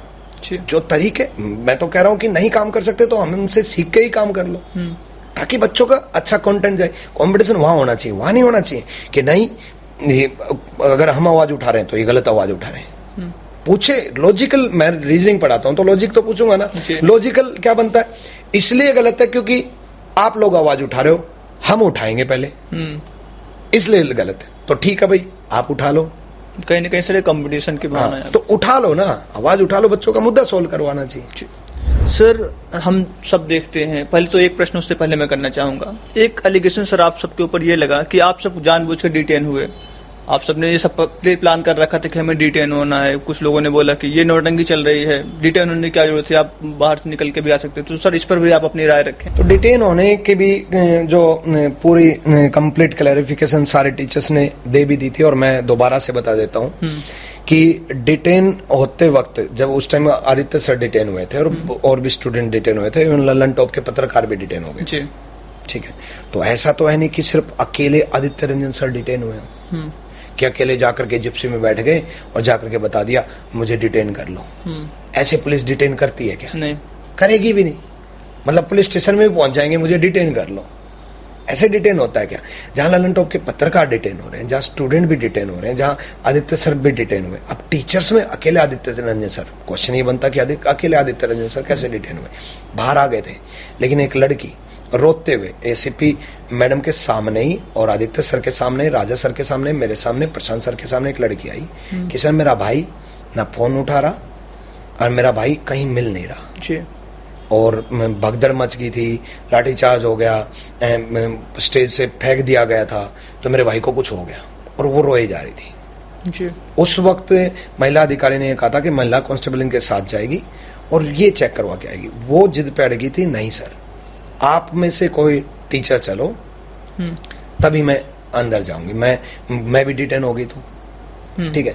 तब महिला अधिकारी ने ही, उन्होंने ही ये कहा कि आप में से चलो एक चल लो। तब आदित्य सर को कहा उन्होंने ही, और उस लड़की ने भी, कि सर आप चलो जी। तो उस भाई को ढूंढने के लिए उस लड़की के साथ गए। अब अकेले जाएंगे तो यही सोच माइंड में आएगा ना कि यार कुछ नहीं होगा, यार भाई को ढूंढने ही तो जा रहे हैं। माइंड में भी नहीं था कि डिटेन हो जाएंगे जी। वहां जाकर के उस लड़की को वापस भेज दिया गया। पता चला उसका भाई भी डिटेन हो रखा है बस में, और उसी बस में आदित्य सर को बैठा लिया, बोला आ जाओ आप भी आ जाओ जी।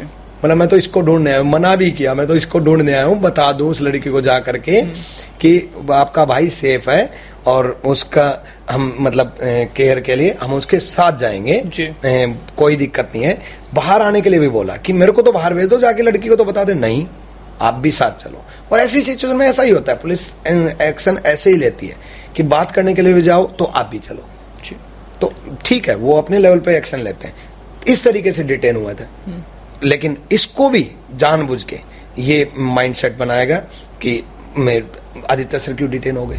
सर एक डिटेनिंग तो आपकी भी हुई थी, जो कि हम सब ने वीडियो देखा उसका, 31 जुलाई के दिन जो प्रोटेस्ट हुआ उस दिन आप भी डिटेन हुए, पुलिस आपको घसीटते हुए उठाते हुए लेके जा रही है। तो वहाँ पे एक एलिगेशन ये लगा कि आप आराम से भी जा सकते थे, ये मतलब ऐसे क्यों गए आप?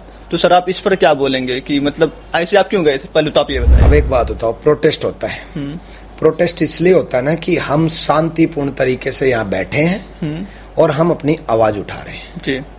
उसके बाद हमें उठाया जा रहा है और हम आराम से चल देते हैं, तो फिर तो मैं ये मानूंगा कि वो प्रोटेस्ट करना नौटंकी है। आराम से बैठ चले गए तो मतलब मैं यहाँ पर अनशन पे बैठ गया कि मैं यहाँ पर बैठा हूँ अनशन पे और मैं मतलब प्रोटेस्ट कर रहा हूँ और हमारी आवाज सुनी जाए और हमारी मांग पूरी की जाए, फिर मुझे उठाया जा रहा है। मेरा उद्देश्य क्या है कि मांग पूरी हो, मैं यहाँ बैठा हूँ। अब मेरे को उठाया जा रहा है तो मेरा उद्देश्य तो ये था कि मैं यहाँ पर बैठूं जी। अब उठाया जाएगा तो अपना उद्देश्य तो यही है ना कि यहाँ पर बैठे और बच्चों की मांग पूरी करवाएं, लेकिन उठाया जाएगा तो फिर जबरदस्ती ही उठाया जाएगा, क्योंकि हमारा उद्देश्य नहीं उठना है। मेरा तो मानना यही है कि भाई अगर मैं बैठ गया तो मैं नहीं उठूंगा, अब जबरदस्ती ही उठाया जाएगा। अब मैं शांतिपूर्ण तरीके से उठ करके चल दिया तो फिर प्रोटेस्ट कहाँ हुआ? तो सर कहीं फिर आवाज ही नहीं उठाते फिर तो कहीं ना कहीं आप ये चाह रहे थे कि मतलब जो आपका मुद्दा था ये फुलफिल हो, इसलिए आप उसका मतलब प्रोटेस्ट को आगे बढ़ाने के लिए आपके साथ ऐसा। हाँ, जब तक ये वीडियो 31 जुलाई को मैं डिटेन हुआ था, वो वीडियो हर जगह वायरल हुई, ठीक है। उस वक्त सिचुएशन ये हुई थी कि पुलिस मेरे को जबरदस्ती ले जा रही है, ठीक है। मेरा हाथ भी बिल्कुल ऐसे यहाँ से फ्रैक्चर हो ही गया था, ठीक है, और हाथ बिल्कुल मोड़ दिया गया था। वो वीडियो सबने देखी भी थी। उसके बाद बस में बैठा लिया गया, जबरदस्ती धकेला गया, बस में बैठाया गया। उसके बाद मेरे सामने लगभग 60 से 70 पुलिस वाले खड़े थे जी, और मीडिया मेरे से बस के खिड़की से मेरे से सवाल पूछ रही थी, ठीक है। उस टाइम पसीने ऐसे हो रहे थे और मैं इतना इमोशनल हो गया था क्योंकि हाथ भी दर्द कर रहा, क्योंकि हाथ मोड़ दिया गया, ठीक है, और जबरदस्ती पैर में भी चोट आई, जबरदस्ती ले जाया गया। तो और बच्चों का दर्द, मैं ये सोचा कि बच्चों का दर्द तो इस दर्द से भी ज्यादा है जी। तो मैं इतना इमोशनल हो गया कि मैं कहा इतना क्या सिस्टम की मतलब हद ही पार हो जाए, तो मैं इमोशनल हो गया उस टाइम पे। तो एक मीडिया वाले ने क्वेश्चन किया कि सर आप रो क्यों रहे हैं? मैं कहा मैं बच्चों के लिए, ये आंसू मेरे लिए नहीं है, मेरे दर्द के लिए नहीं है, ये आंसू बच्चों के लिए है। और तब मैंने सामने पुलिस वाले देखे, तो मैंने उनको ये कहा कि मैं तुम्हारे बच्चों के लिए रो रहा हूं, क्योंकि उनकी सबकी उम्र 45, 50, 55 साल थी, तो उनकी उम्र ज्यादा थी। तो मैं उनको कह रहा हूं कि तुम्हारे बच्चों के लिए रो रहा हूं। अगर मैं बच्चों के लिए बोलता तो मैं क्या बोलता, जैसे आप तैयारी कर रहे हो तो मैं आपके लिए बोलता, तो मैं ये बोलता मैं आपके लिए रो रहा हूँ। लेकिन मैंने क्या बोला, मैं तुम्हारे बच्चों के लिए रो रहा हूँ, क्योंकि मेरा उद्देश्य वीडियो बनवाना था ही नहीं ना, बनाना था। क्योंकि उद्देश्य वीडियो बनाना होता तो मैं बच्चों को मैसेज दे रहा होता, मैं उन पुलिस वालों को मैसेज दे रहा था, प्रशासन को मैसेज दे रहा था, सिस्टम को मैसेज दे रहा था कि मैं तुम्हारे बच्चों के लिए रो रहा हूँ। और जब तक वो वीडियो हर जगह वायरल हुई, सारे टीचर्स ने भी कहा, सारे स्टूडेंट ने भी कहा कि भाई आपने बड़े दिल से आवाज उठाई, बड़े दिल से काम किया, तब तक वो वीडियो बड़ी पॉजिटिव वे में जा रही थी। वही वीडियो नेगेटिव वे में भी चली गई जी। बाद में उसी को नेगेटिव वे में भी स्टूडेंट ने नहीं किया, माइंडसेट बनाया गया टीचर्स के द्वारा, कि कुछ टीचर्स के द्वारा, है ना, और उनके द्वारा ये माइंडसेट बनाया गया कि मतलब रोने की क्या जरूरत थी, तुम्हारे बच्चों के लिए रो रहा हूँ। आज बहुत बच्चे अभी भी कमेंट कर रहे होंगे तुम्हारे बच्चों के लिए रो रहा हूँ।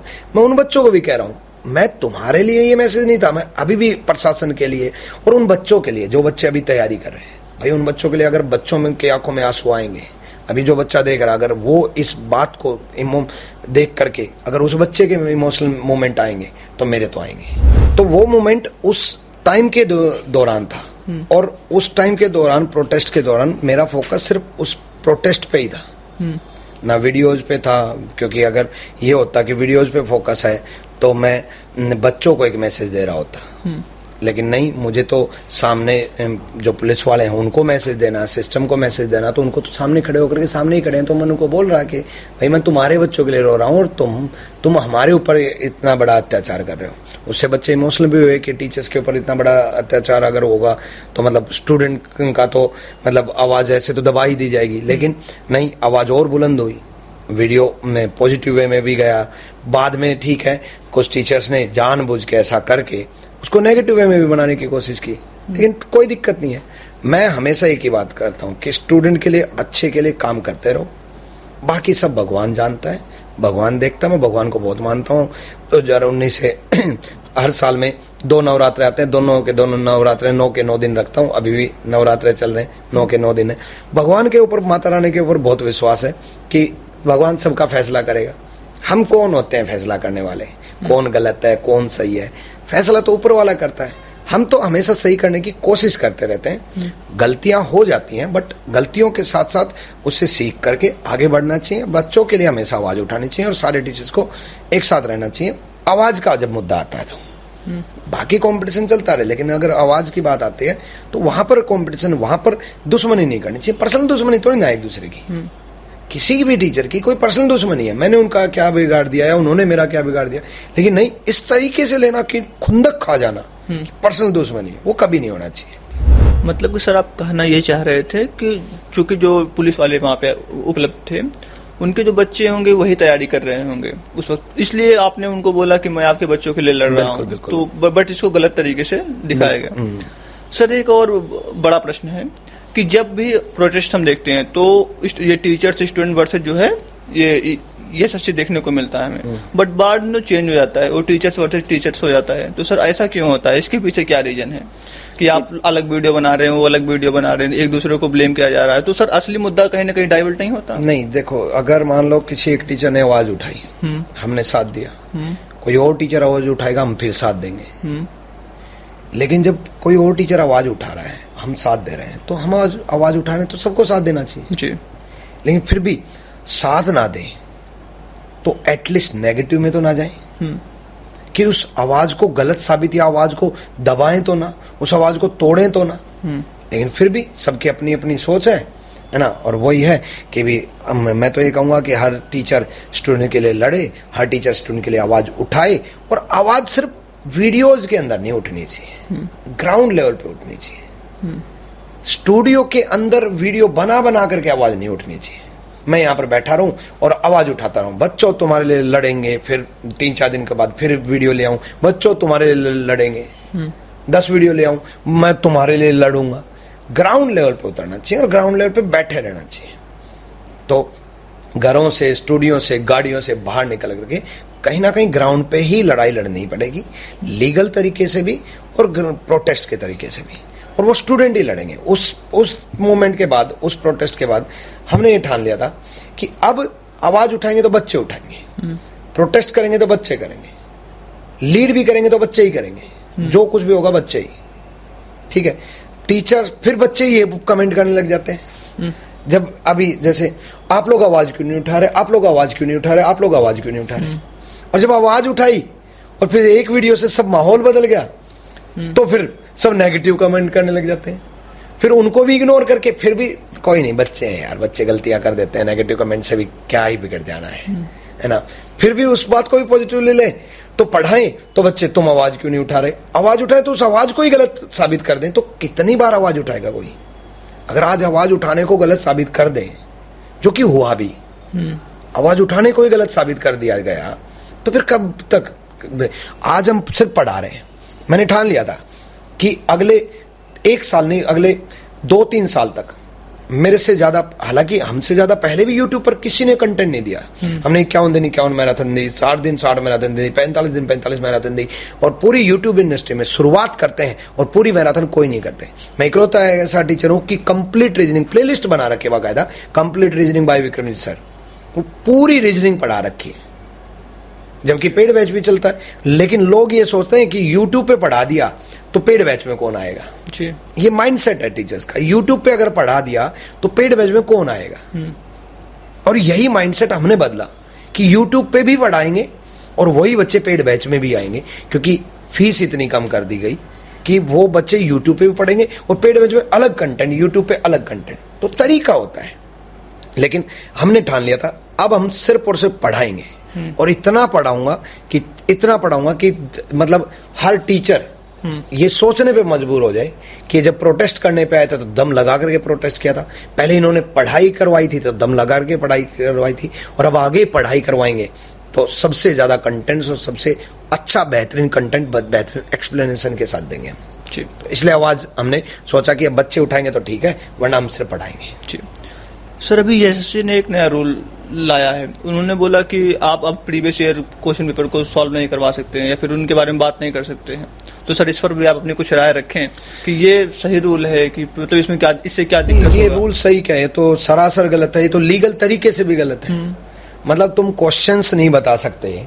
हाँ ठीक है, ड्यूरिंग द एग्जाम क्वेश्चंस बताना हम भी मानते हैं गलत है कि एग्जाम एनालिसिस नहीं होना चाहिए जी। कारण क्या है कि 13 तारीख का पेपर हुआ किसी बच्चे का, उसका एनालिसिस हो गया, पेपर बता दिया। हालांकि ऑनलाइन पेपर है तो एग्जैक्ट पेपर तो आता नहीं है बाहर, ठीक है, और एग्जैक्ट पेपर आता है तो ये एसएससी की खामी है कि एग्जैक्ट पेपर बाहर कैसे आ गया जी। तो पहले तो एसएससी को खुद पे सुधार करना चाहिए कि टीचर्स बता कैसे पा रहे हैं, लेकिन टीचर्स नहीं बता पा रहे। एक्चुअल पेपर कोई भी टीचर नहीं बताता, वो बस मेमोरी बेस्ड बताए जाते हैं। लेकिन वो एनालिसिस भी बंद हुआ, समझ में आता है कि ठीक बंद हुआ। रीजन क्या है, 13 तारीख का किसी का पेपर हुआ और किसी का 20 तारीख का पेपर है, तो 20 तारीख तक तो 7 दिन तक हम बताते रहेंगे, तो 20 तारीख वाले को फायदा हो जाएगा, बिल्कुल 13 तारीख वाले को नुकसान हो जाएगा। तो बच्चे तो सबके लिए बराबर है, तो इसलिए वो एनालिसिस बंद होना बहुत जायज है। लेकिन एग्जाम होने के बाद जब एग्जाम हो गया, अब तो प्रीवियस ईयर की दिक्कत क्या है, अब पेपर बाहर आए, जब आंसर की आएगी तब तो पेपर बाहर आ ही जाएगा। जब आंसर की ऑफिशियल आंसर की एसएससी तो डालेगी जी। जब एसएससी ऑफिशियल आंसर की डालेगी तो वो पब्लिक में है, और पब्लिक में है तो पब्लिक में जो चीज पड़ी है उसको यूट्यूब पे, जब पब्लिक प्लेटफॉर्म पे आ चुकी, वेबसाइट पे आ चुकी, तो उसको यूट्यूब पे बताने में क्या दिक्कत है। तो ये लीगली भी कहीं सही नहीं है। तो सर ऐसा इन्होंने किया क्यों? ऐसा इसलिए कि क्वेश्चंस ऐसे आते हैं, A/B=1:2 और C/D= कुछ भी कोई रेशियो दे दी, और उसके ऑप्शन आते हैं सभी कुत्ते बिल्ली हैं, सभी बिल्ली मोर हैं, कि ये क्वेश्चंस के मजाक बनेंगे यूट्यूब पे। एसएससी ऐसे ऐसे सवाल पूछती है, इनका मजाक बनेगी, टीचर्स इनको पढ़ाएंगे तो रोस्ट करेंगे कि देखो कैसा सवाल पूछा गया।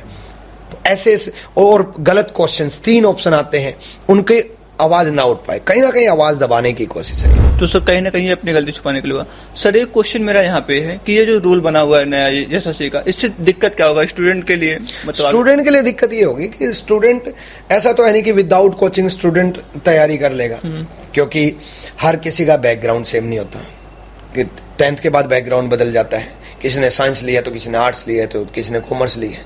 कॉमर्स वाले बच्चे को आर्ट्स का नहीं पता, मैथ्स का नहीं पता। कॉमर्स वाला मैथ्स जानता है, लेकिन मैं मान लो आर्ट्स लिया, मैंने मैथ्स नहीं लिया, तो 10th के बाद 11th 12th ग्रेजुएशन 5 साल हो गए मैथ्स पढ़े, तो 10th का मैथ तो पूरा भूल चुका। तो कहीं ना कहीं कोचिंग की तो जरूरत है बच्चे को। अब कोचिंग की जरूरत है तो कोचिंग में प्रीवियस ईयर की भी जरूरत है। प्रीवियस ईयर जो आए हैं उसी से तो पता चलेगा कि कैसे किसी क्वेश्चन का समाधान होगा जी। तो बच्चों का नुकसान ये होगा। सर आप तो मतलब काफी लंबे समय से टीचिंग इंडस्ट्री में हैं, आपने बहुत सारे एस्पिरेंट को सफलता भी दिलाई है, आप देख रहे हैं मतलब लगातार पेपर किस तरीके से आ रहा है। तो सर अगर मैं आपको एक पावर दूं, मतलब मान के चलिए अगर आप जीओपीटी मिनिस्टर होते हैं या फिर एसएससी के चेयरमैन होते, तो आप किस तरीके से सुधार करते हैं जो कि मतलब स्टूडेंट को बेनिफिट मिल पाए डायरेक्टली? देखो, हालांकि कुछ लोग इस बात को भी गलत समझेंगे, लेकिन जितनी गलतियां हुई और जितनी कमियां हुई, मतलब एक होता है गर्दन तक गलतियां, पानी भर जाना, सिर तक पानी भर जाना, लेकिन समुद्र के बिल्कुल अंदर तक डुबा देना, इतनी भारी भारी गलतियां एसएससी से हुई। इतनी गलतियां होने के बाद तो मैं सबसे पहला काम ये करता हूं, मैं इस्तीफा दे देता। अच्छा सर, इस बात को ये भी मॉडिफाई किया जा सकता है कि अपनी जिम्मेदारियों से कैसे भाग सकते हैं। अरे जब जिम्मेदारियां पूरी ही नहीं कर रहे, बच्चा बर्दाश्त से बाहर हो चुका, 1 साल 1.5 साल से परेशान, कई सालों से परेशान। इससे पहले वेंडर थे उसमें भी समस्याएं थी, लेकिन उसमें इस टाइप की समस्याएं नहीं थी। अब तो अति पार हो गई। एक बच्चे को होता है कि डुबोना, और एक बच्चे को होता है कि गर्दन पकड़ करके जबरदस्ती डुबोए रखना, जब तक मर ना जाए तब तक डुबोए रखना। तो ऐसी स्थिति में तो मैं तो नहीं कर पाता, या फिर मैं इतना बड़ा रिफॉर्म लेके आता, अगर या तो मैं इस्तीफा देता, अपनी जिम्मेदारियों पर खरा ना उतरे तो इस्तीफा देना चाहिए, और अगर इस्तीफा नहीं देता तो मैं इतना बड़ा रिफॉर्म लेके आता कि एक एक छोटी से छोटी प्रॉब्लम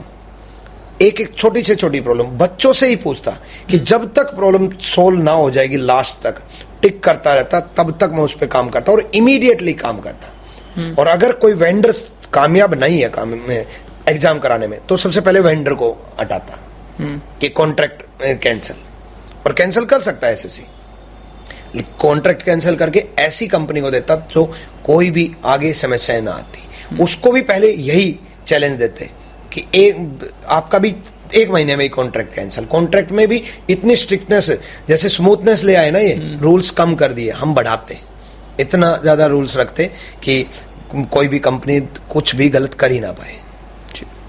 सर, अभी आपने कुछ टाइम पहले एक शब्द बोला कि आप बहुत कम समय में ज्यादा फेमस हो गए, तो सर इसके पीछे एक रीजन दीजिए कि ऐसा क्यों हुआ?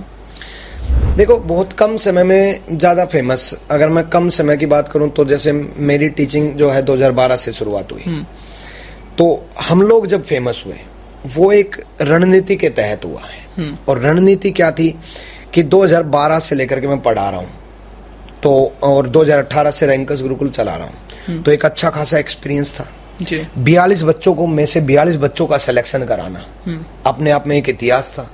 और ऐसे न जाने कितनी गाइडेंस और कितनी स्ट्रेटेजी, कितनी रणनीति मेरे पास थी, जिसकी वजह से ये लगा कि हाँ, हम कामयाब हो सकते हैं।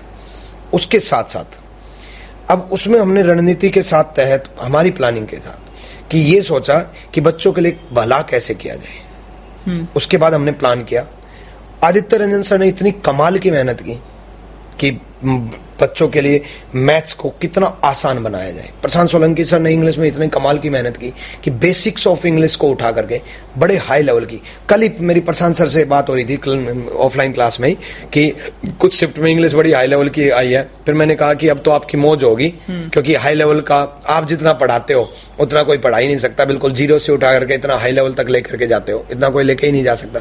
तो प्रशांत सोलंकी सर ने जो कंटेंट में मॉडिफिकेशन किया वो कमाल का था। कहीं ना कहीं ये चीजें थी जो बच्चों को पसंद आई। फिर बच्चों का प्यार, बच्चों का जो प्यार मिला वो बेइंतहा मिला। जब हमने शुरुआत की थी, एक सब्जेक्ट की फीस 3500 रुपए होती थी जी। हमने शुरुआती 700 रुपए से की। लोग आज मजबूर हैं, आज से 4 साल पुराने स्टूडेंट इस बात को जानते हैं। आज ये बिल्कुल नए नए बच्चे नहीं जानते होंगे, जो कल ही एसएससी में कूदा वो नहीं जानता होगा कि किसकी फीस कम है किसकी ज्यादा है। एक सब्जेक्ट की फीस 3500 रुपए थी। मैथ्स की 3500, इंग्लिश की 3500, रीजनिंग की 3500, जीएस की 3500। हमने एक सब्जेक्ट की फीस 700 की सीधी। हमने कॉम्बो सीधा 1500 में किया। शुरुआत की बात बता रहा हूं जी। लोगों को मजबूर कर दिया गया। मैं नाम नहीं लेना चाहता, इन एजुकेशन इंडस्ट्री में कई टीचर्स का मेरे पास फोन आ गया कि सर चाहते क्या हो, मतलब बिल्कुल ही मतलब 3500 हमारी फीस, आप 700 कर रहे हो। मगर सर आप भी कम कर लो। पूरी एजुकेशन इंडस्ट्री आज एसएससी की फीस कम है ना, तो कहीं ना कहीं क्रेडिट हमारा इस वजह से जाता है कि हमने सबसे कम फीस रखी। जो टैग लगा के पढ़ाना, प्रीवियस ईयर के क्वेश्चंस के हर क्वेश्चंस के साथ, कुछ लोग पहले पढ़ाते होंगे टैग लगा करके, लेकिन हमने हर क्वेश्चन के साथ टैग लगाना पढ़ाना शुरू किया ताकि बच्चे को ये लगे। टीचर्स क्या करते थे, 2013 का कंटेंट पढ़ा रहे हैं, उसी कंटेंट को बोल देते थे ये लेटेस्ट है। अब बच्चा तो इसी बात पे विश्वास करेगा ये लेटेस्ट है, तो टीचर बोल रहा है लेटेस्ट है। लेकिन हमने क्या किया, हमने टैग लगा करके पढ़ाया। 28 अगस्त को पेपर हुआ 2023 में, तो 28 अगस्त 2023 कौन सी शिफ्ट में हुआ ये भी, ताकि बच्चा वेरीफाई कर पाए ऑथेंटिक पढ़ा रहे हैं। नया बदलाव किया। और ऐसे ऐसे बहुत सारी प्लानिंग हुई, रणनीति के तहत ऐसे ऐसे डिस्कशन हुए, ये करते हैं जो कोई भी एजुकेशन में नहीं कर रहा वो करके दिखाते हैं, बच्चा अपने आप प्यार देगा। और बच्चों ने प्यार दिया। पढ़ाने में तो बस ये है कि कोशिश करता रहता हूं मैं रीजनिंग बहुत अच्छा पढ़ाने की, जिसकी वजह से इंडिया में सबसे ज्यादा रूल्स, नए कंसेप्ट जनरेट किए। सिलोजम में 150 कंसेप्ट किया, लोगों ने कॉपी किया। कैलेंडर में कंसेप्ट जनरेट किया। ऐसे आदित्य सर ने न जाने कितने कंसेप्ट जनरेट किए, प्रशांत सर ने कंसेप्ट जनरेट किए, जीएस की बेहतरीन टीम बनाई, सिर्फ एक ही टीचर। इस वजह से 4 साल में ऐसे कई, और ये तो मतलब मैं क्या ही बताऊं, मतलब जो 4 साल की रणनीति और जो 13 साल का एक्सपीरियंस है उसमें 13 घंटे लग जाएंगे बोलने में। तो ये छोटे छोटे स्टेप लेते गए, बच्चों का प्यार मिलता गया, ये प्यार बना रहे बस। सर अभी आपने बहुत कुछ बताया हमें कि क्यों आपको ज्यादा मतलब प्यार मिला बच्चों की तरफ से। उसमें आपने एक पॉइंट रखा कि आपने फीस बहुत कम किया। तो तो सर फीस कम तो सर हर फील्ड में हुआ, चाहे यूपीएससी हो, एसएससी हो, स्टेट पीसीएस हो, जो भी फील्ड होता है सब में हुआ। और इसके पीछे एक बहुत बड़ा रीजन ऑनलाइन जो हुआ, सब चीज मतलब यूट्यूब पे अवेलेबल हुआ, ये भी है। तो सर आप ये तो नहीं बोल सकते कि केवल आप ही ने। नहीं, मैंने फीस कम का लॉजिक नहीं दिया, मैंने सिर्फ एक लॉजिक दिया। हाँ, उसके अलावा अच्छा कंटेंट पढ़ाना, कंटेंट में नए कंसेप्ट लेके आना, मैथ्स में नए बदलाव करना, बहुत आसान तरीके से समझाना, रीजनिंग में नए कंसेप्ट जनरेट करना। आज भी मैं रीजनिंग किसी भी टीचर से ज्यादा पढ़ता हूँ। 13 साल से मैं पढ़ा रहा हूँ, लेकिन आज भी मैं 3-4 घंटे पढ़ने पे देता हूँ। क्या जरूरत है? लेकिन एक्चुअल में आज भी मैं 3-4 घंटे रीजनिंग पढ़ता हूँ। अगर मान लो मैं डेली नहीं पढ़ पाया इतना बिजी शेड्यूल में, तो मैं सैटरडे संडे में, अगर मान लो मैं एवरेज 3-4 घंटे निकाल करके रखता हूँ, तो मैं सैटरडे संडे में कई बार ऐसा होता है कि पूरे सैटरडे रीजनिंग पढ़ रहा हूँ। इतने साल का एक्सपीरियंस के बाद भी पढ़ने की क्या जरूरत है, ताकि नए कंसेप्ट, नए क्वेश्चन, नई चीजें जनरेट कर पाऊँ। तो ऐसे बहुत सारे काम किए कि मोटिवेशन, स्ट्रेटजी, हार्ड वर्क, और भी अगर 1-2 चीजें रखी जाए एक लाइन में, तो सर सबसे पहले क्या रखा जाएगा ऊपर हायरार्की में, आप बताएं थोड़ा सा। सबसे पहले स्ट्रेटेजी, ठीक है। रणनीति नहीं होगी, जब रास्ता नहीं होगा तो चलेंगे कहाँ जी। दूसरे नंबर पे हार्ड वर्क। हालांकि कहीं ना कहीं मोटिवेशन भी बहुत ज्यादा जरूरत है, क्योंकि जब बंदा टूट जाता है तो उसको मोटिवेशन ही एक उम्मीद जगती है। लेकिन कामयाबी के लिए एक्चुअल में पहले स्ट्रेटेजी, डिमोटिवेट हो, और अगर आपके पास एक सही रणनीति है तो आप डिमोटिवेट हो ही नहीं सकते। ठीक है। डिमोटिवेट तभी होगे जब आपके पास रणनीति नहीं है। तो पहले रणनीति, स्ट्रेटेजी, फिर हार्ड वर्क। अगर आप मेहनती हो तो डिमोटिवेशन कभी आएगा ही नहीं जी। मेहनती इंसान के अंदर क्या आएगा? डिमोटिवेशन। फिर उसके बाद मोटिवेशन। अगर आपसे हम जानना चाहें, क्योंकि सर आजकल बहुत सारे फेमस टीचर हैं, बड़े बड़े नामी टीचर्स के, सेलिब्रिटी हैं वो, तो सर आपका सबसे फेवरेट टीचर कौन है? टीचर मेरे नजर में सेलिब्रिटी नहीं होता और होना भी नहीं चाहिए। और टीचर जो है, ठीक है ऑनलाइन का दौर है, लेकिन टीचर का काम है, देखो जो अच्छा ड्राइव करे वो ड्राइवर, कोई भी काम कुछ करता है वो व्यक्ति उसके प्रोफेशन से, तो जो अच्छा टीच करे वो टीचर।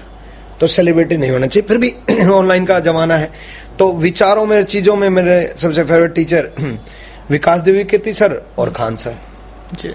कंट्रोवर्सी कर दी, वरना सारे टीचर फेवरेट है मेरे लिए, तो है ना। सारे टीचर, आज भी सारे टीचर से दिल से नमस्कार है, दिल से रिस्पेक्ट है। ठीक है सर, एक हम यहाँ पे चाहेंगे कि आप हर टीचर के ऊपर 2-2 शब्द बोल दें। तो नहीं, मतलब कुछ टीचर्स के ऊपर मैं बोल नहीं पाऊंगा, क्योंकि देखो पर्सनल दुश्मनी मेरी किसी से नहीं है, खुंदक नहीं है ना। लेकिन मतलब टीचर्स ने माहौल ऐसा नहीं बनाना चाहिए, मतलब अभी भी बना रहे हैं तो गलत कर रहे हैं। मतलब फिर भी सर 1-2 शब्द विकास सर के ऊपर। विकास द्विवेदी सर का बातें समझाने का जो लहजा है, जो तरीका है, वो इतनी शालीनता से है कि सुनते रहो, मतलब और बहुत कुछ सीखने को मिलता है। खान सर के ऊपर सर? खान सर की मेहनत है और डेडिकेशन, और जो समझाने का तरीका, कभी मजाक के तरीके से समझाते हैं, कभी मोटिवेशन के तरीके से समझाते हैं, मतलब तरीके बदलते रहते हैं, और जो बहुत ही देसी स्टाइल में समझाने की कोशिश करते हैं। अवध ओझा सर? अवध ओझा सर भी, मतलब नेगेटिव ले लो या पॉजिटिव ले लो, लेकिन हर काम हर इंसान ना पॉजिटिव सोच करके ही करता है। अवध ओझा सर ने भी जितनी भी क्लिप्स अगर निकली हैं, तो उसमें भी उन्होंने यही समझाने की कोशिश की है किसी भी मुद्दे पे, और उनकी बहुत सारी क्लिप हैं जिनसे बहुत कुछ सीखने को मिलता है। कभी भी नेगेटिव एस्पेक्ट नहीं देखना चाहिए, हमेशा पॉजिटिव एस्पेक्ट देखना चाहिए। अलक पांडे सर? अलक पांडे सर कमाल की मेहनत की है और एक इतना बड़ा एम्पायर खड़ा किया है, और मतलब बहुत अच्छा काम किया स्टूडेंट के लिए। नीतू सिंह मैम?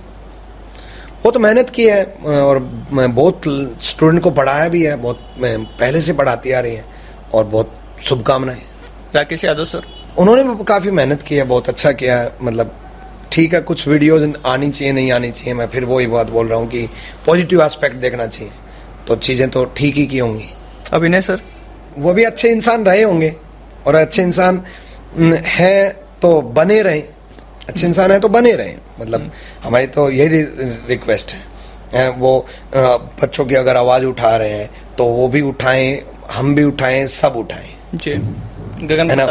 उनकी एक पोस्ट और है कि भी मतलब फाइनेंस जो लीगल फाइट के लिए टीचर्स कंट्रीब्यूट करें, तो लीगल फाइट के लिए टीचर्स सारे कंट्रीब्यूट करने के लिए तैयार है। पहले भी कंट्रीब्यूट किया था, सारे टीचर्स ने कंट्रीब्यूट किया था, ठीक है ना। लेकिन दोबारा से हर टीचर क्यों नहीं कंट्रीब्यूट कर रहा? कोई ना कोई तो वजह होगी, और हम तो अभी भी तैयार हैं। इवन मैं तो ये कह रहा हूं कि भाई अगर केस लड़ना है तो जितना केस में पैसा लगना है उतना पैसा बच्चों के ऊपर लगा दे। है ना भाई। मैं मान लो मानहानि का केस है, मैं आपके ऊपर मानहानि का केस कर दूं, तो आपके ऊपर मानहानि का केस करने की बजाय मैं ऐसा करूं कि देखो सर, आपके ऊपर मानहानि का केस करूंगा और आप लड़ोगे, और आप लड़ोगे तो आपका जो पैसा लगेगा वो स्टूडेंट के लिए लगा दो। भाई आप भी तो लड़ोगे, तो वो स्टूडेंट के लिए लगा दो। डिमांड ये होनी चाहिए थी, लेकिन ठीक है, हाई कोर्ट का डिसीजन भी आया, चीजें भी हुई, बट बहुत लास्ट में डिसीजन आएगा तब भी देख लेंगे। लेकिन ये फाइट नहीं होनी चाहिए, टीचर की फाइट नहीं होनी चाहिए। ये और ये तो कहीं ना कहीं गलत हो रहा है जी। सर गगन प्रताप सर के ऊपर 2 शब्द। गगन प्रताप सर ने भी मतलब अपने तरीके से अपनी चीजों को लेकर के तो मेहनत की होगी, है ना। कोई भी स्टूडेंट टीचर से जुड़ता है तो कहीं ना कहीं टीचर ने मेहनत की है, कहीं ना कहीं स्टूडेंट को पढ़ाया, तो उन्होंने बहुत अच्छा पढ़ाया होगा, बहुत अच्छा करने की कोशिश की होगी। आदित्य रंजन सर। आदित्य रंजन सर ने तरीके बदले, चीजें बदली, वक्त बदला, जज्बात बदला, कई लोगों को प्रॉब्लम हुई, आदित्य रंजन सर के आने से प्रॉब्लम हुई। अरे भाई तुम ही बने रहोगे क्या यार, मतलब ऐसा नहीं है ना यार, अच्छा पढ़ा रहे हैं तो स्टूडेंट प्यार देंगे। आदित्य रंजन सर के लिए स्टूडेंट इमोशनल है तो उस बात से भी प्रॉब्लम है। तो बहुत बेहतरीन इंसान है, बहुत कमाल का काम करते हैं, बहुत अच्छा मैथ्स पढ़ा है। प्रशांत Solanki sir.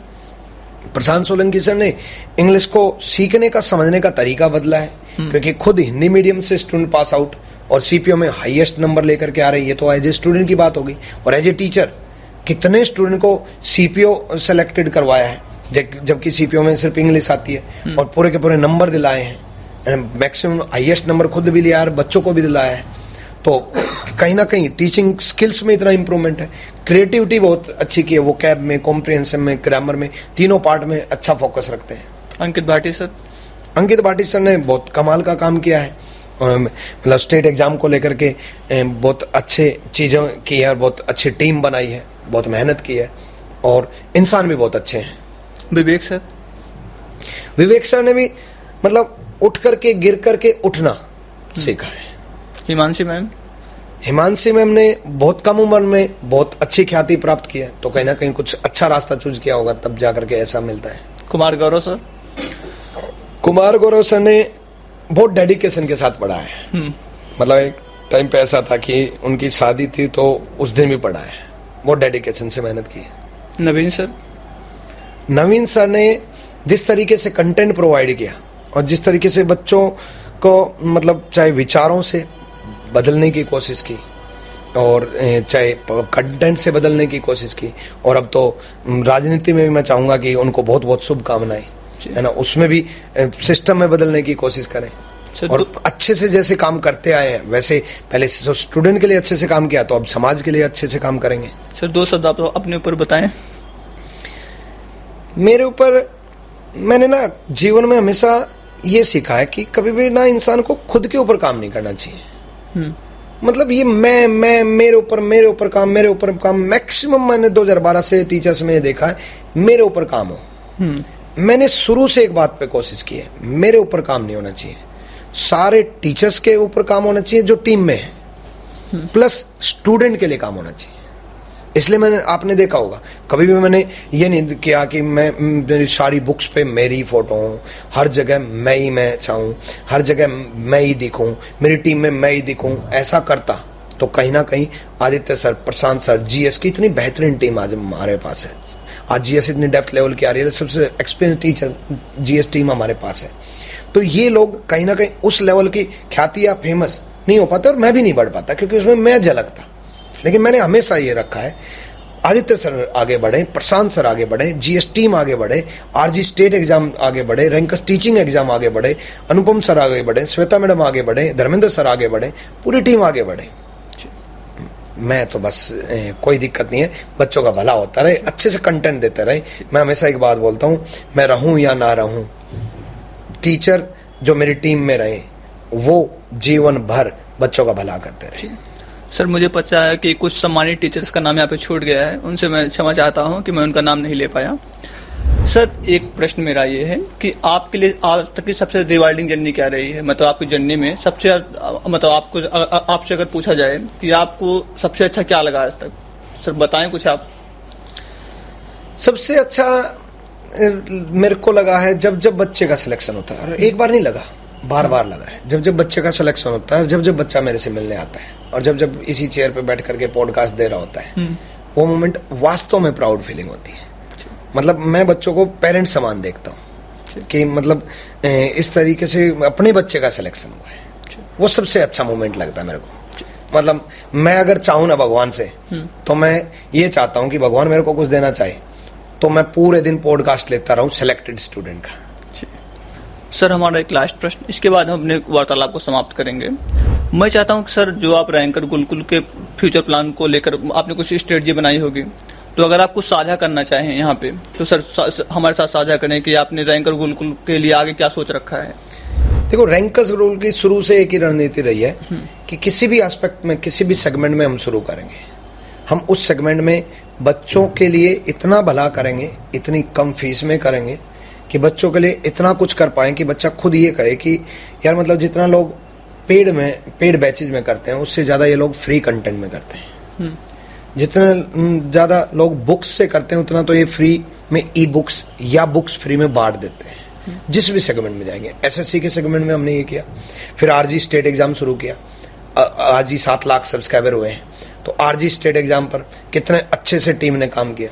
RG state exam के चाहे रेलवे के बैचेज हो, UPSI, UP constable, state exam के सारे बैचेज में टीम ने वही रणनीति अपनाई जो शुरू से रणनीति थी। हमारा बेस एक ही है कि बच्चों के लिए इतना कुछ फ्री कंटेंट, प्लस बच्चों के लिए अगर पेड कंटेंट भी करना पड़े तो वो भी एक्स्ट्रा ऑर्डिनरी मिले। बच्चे को वर्दी लगना चाहिए कि भी अगर बच्चे के 500 रुपए गए हैं ना, तो उसको 5000 का कंटेंट मिलना चाहिए। कल को हम फ्यूचर प्लानिंग की इसी के बेस पे फ्यूचर प्लानिंग चलेगी। अब हमारा शुरुआत है रैंकर्स टीचिंग एग्जाम, जो कि टीचिंग एग्जाम को लेकर के बहुत अच्छे से बहुत बेहतरीन टीम हमने बनाई है। फिर आने वाले टाइम में स्कूलिंग, सीयूईटी, हर फील्ड में, यूपीएससी, हर फील्ड में रैंकर्स गुरुकुल काम करेगा और बहुत बेहतरीन तरीके से काम करेगा। और जिस भी फील्ड में बेहतरीन तरीके से काम नहीं कर पाएंगे वो फील्ड ही छोड़ देंगे। करेंगे तो अच्छे से करेंगे, वरना करेंगे ही नहीं। सर मैं आपको यहाँ पे दोबारा से बहुत धन्यवाद करना चाहूंगा कि आपने अपना इतना बहुमूल्य समय हमें दिया और कहीं ना कहीं हम बहुत सारे मुद्दों पे आपने खुलकर बात भी की, आपने स्टूडेंट को कहीं ना कहीं गाइड भी किया। तो दोस्तों, मैंने कोशिश किया है कि सर के माध्यम से जो कुछ भी आप सब तक पहुंचाया जा सकता है, जो कुछ आपके मन में डाउट थे, कुछ प्रश्न थे, कुछ स्ट्रेटजी भी सर ने शेयर किया एग्जाम से रिलेटेड, वो सब आप तक पहुंच पाए। बट अगर मुझसे कुछ प्रश्न छूट गया हो और आपके मन में अभी भी कुछ डाउट हो तो आप कमेंट बॉक्स के अंदर पूछ सकते हैं, अपनी राय भी साझा कर सकते हैं। तो आज के इस वीडियो में इतना ही था। मैंने पूरी उम्मीद की है कि वीडियो अच्छा बने। बाकी जैसा वीडियो आप कमेंट बॉक्स में बताएं। मिलते हैं नेक्स्ट वीडियो में, तब तक के लिए धन्यवाद।